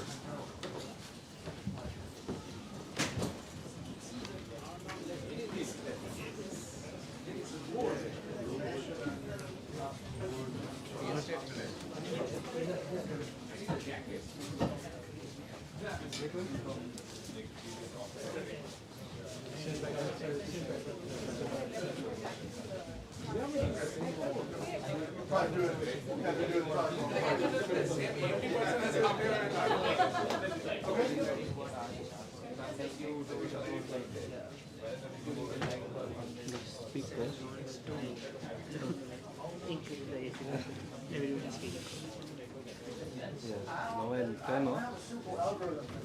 Next speak to my question. Yes. You have shared your... Yes, yes, we checked it. It looks okay. There are two, yeah. It seemed like this problem's going to crack if I explored all of the latest one. alternatives I can think of yet, or not. This is an example where there's no simple evidence. This is like picking a problem. How do you know it's a good problem? And how do you know you can make progress at it? It might be easier to know it's a good problem, but knowing where you can make progress, that's hard. Okay. I especially with the CXL thing, I think it's very relevant. And I also saw in the word cloud you work with Harris Volos. Yeah. I have worked with him too, so it's By the way, you didn't have my CXL paper on your list there. Yeah, I didn't have. Hans. Yeah, because I know that. Yeah, it's probably 23, I guess, right? Probably earlier than 24. I only put the 24, 25 okay. papers. Yeah, I can't remember right now. Yeah. Okay, I'm too early. No, that paper is getting sort of widely cited, even when people are saying, don't do that. I just want to quickly expand on the question. So, I mean, I get that it's going to be uncertain. There's a lot of things about that, but if you still want to make meaningful progress, if you still want to make impact, you have to keep abreast, right? And if change is so constant, how do you know you're making the right progress? Right? Because you just get scooped, or maybe it's incremental, like you said, it's not. Well, there's sort of no guarantees. Like, one thing that helps, right, is like if you get different inputs, get different ideas, and you attack a problem with a new perspective, it gives you a better chance of having a novel solution than if you're taking the same path as everybody else.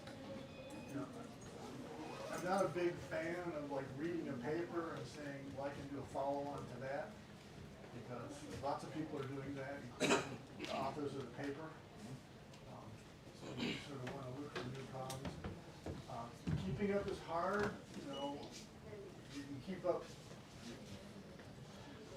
because somewhat contradictory advice. You can keep up more narrowly. You still want to have those inputs. You can never keep up with everything, right? It's just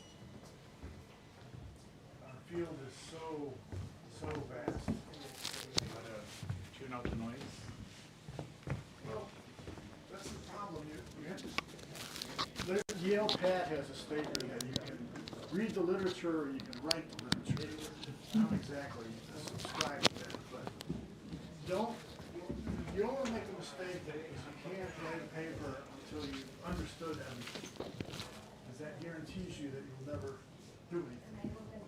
So you have to go for it, and exactly when you've read enough is also a vague threshold. capture is it's a hard thing. Right? So have you had a paper yet? Not for starter. Well, no, but if you've at least been on a paper, you've contributed to the paper, you have in some small way added to human knowledge. You see that it's possible. Before you've even done that, then it seems crazy. It's like those guys can do it, but not me. I also think the nice thing about going to conferences is you can talk to people and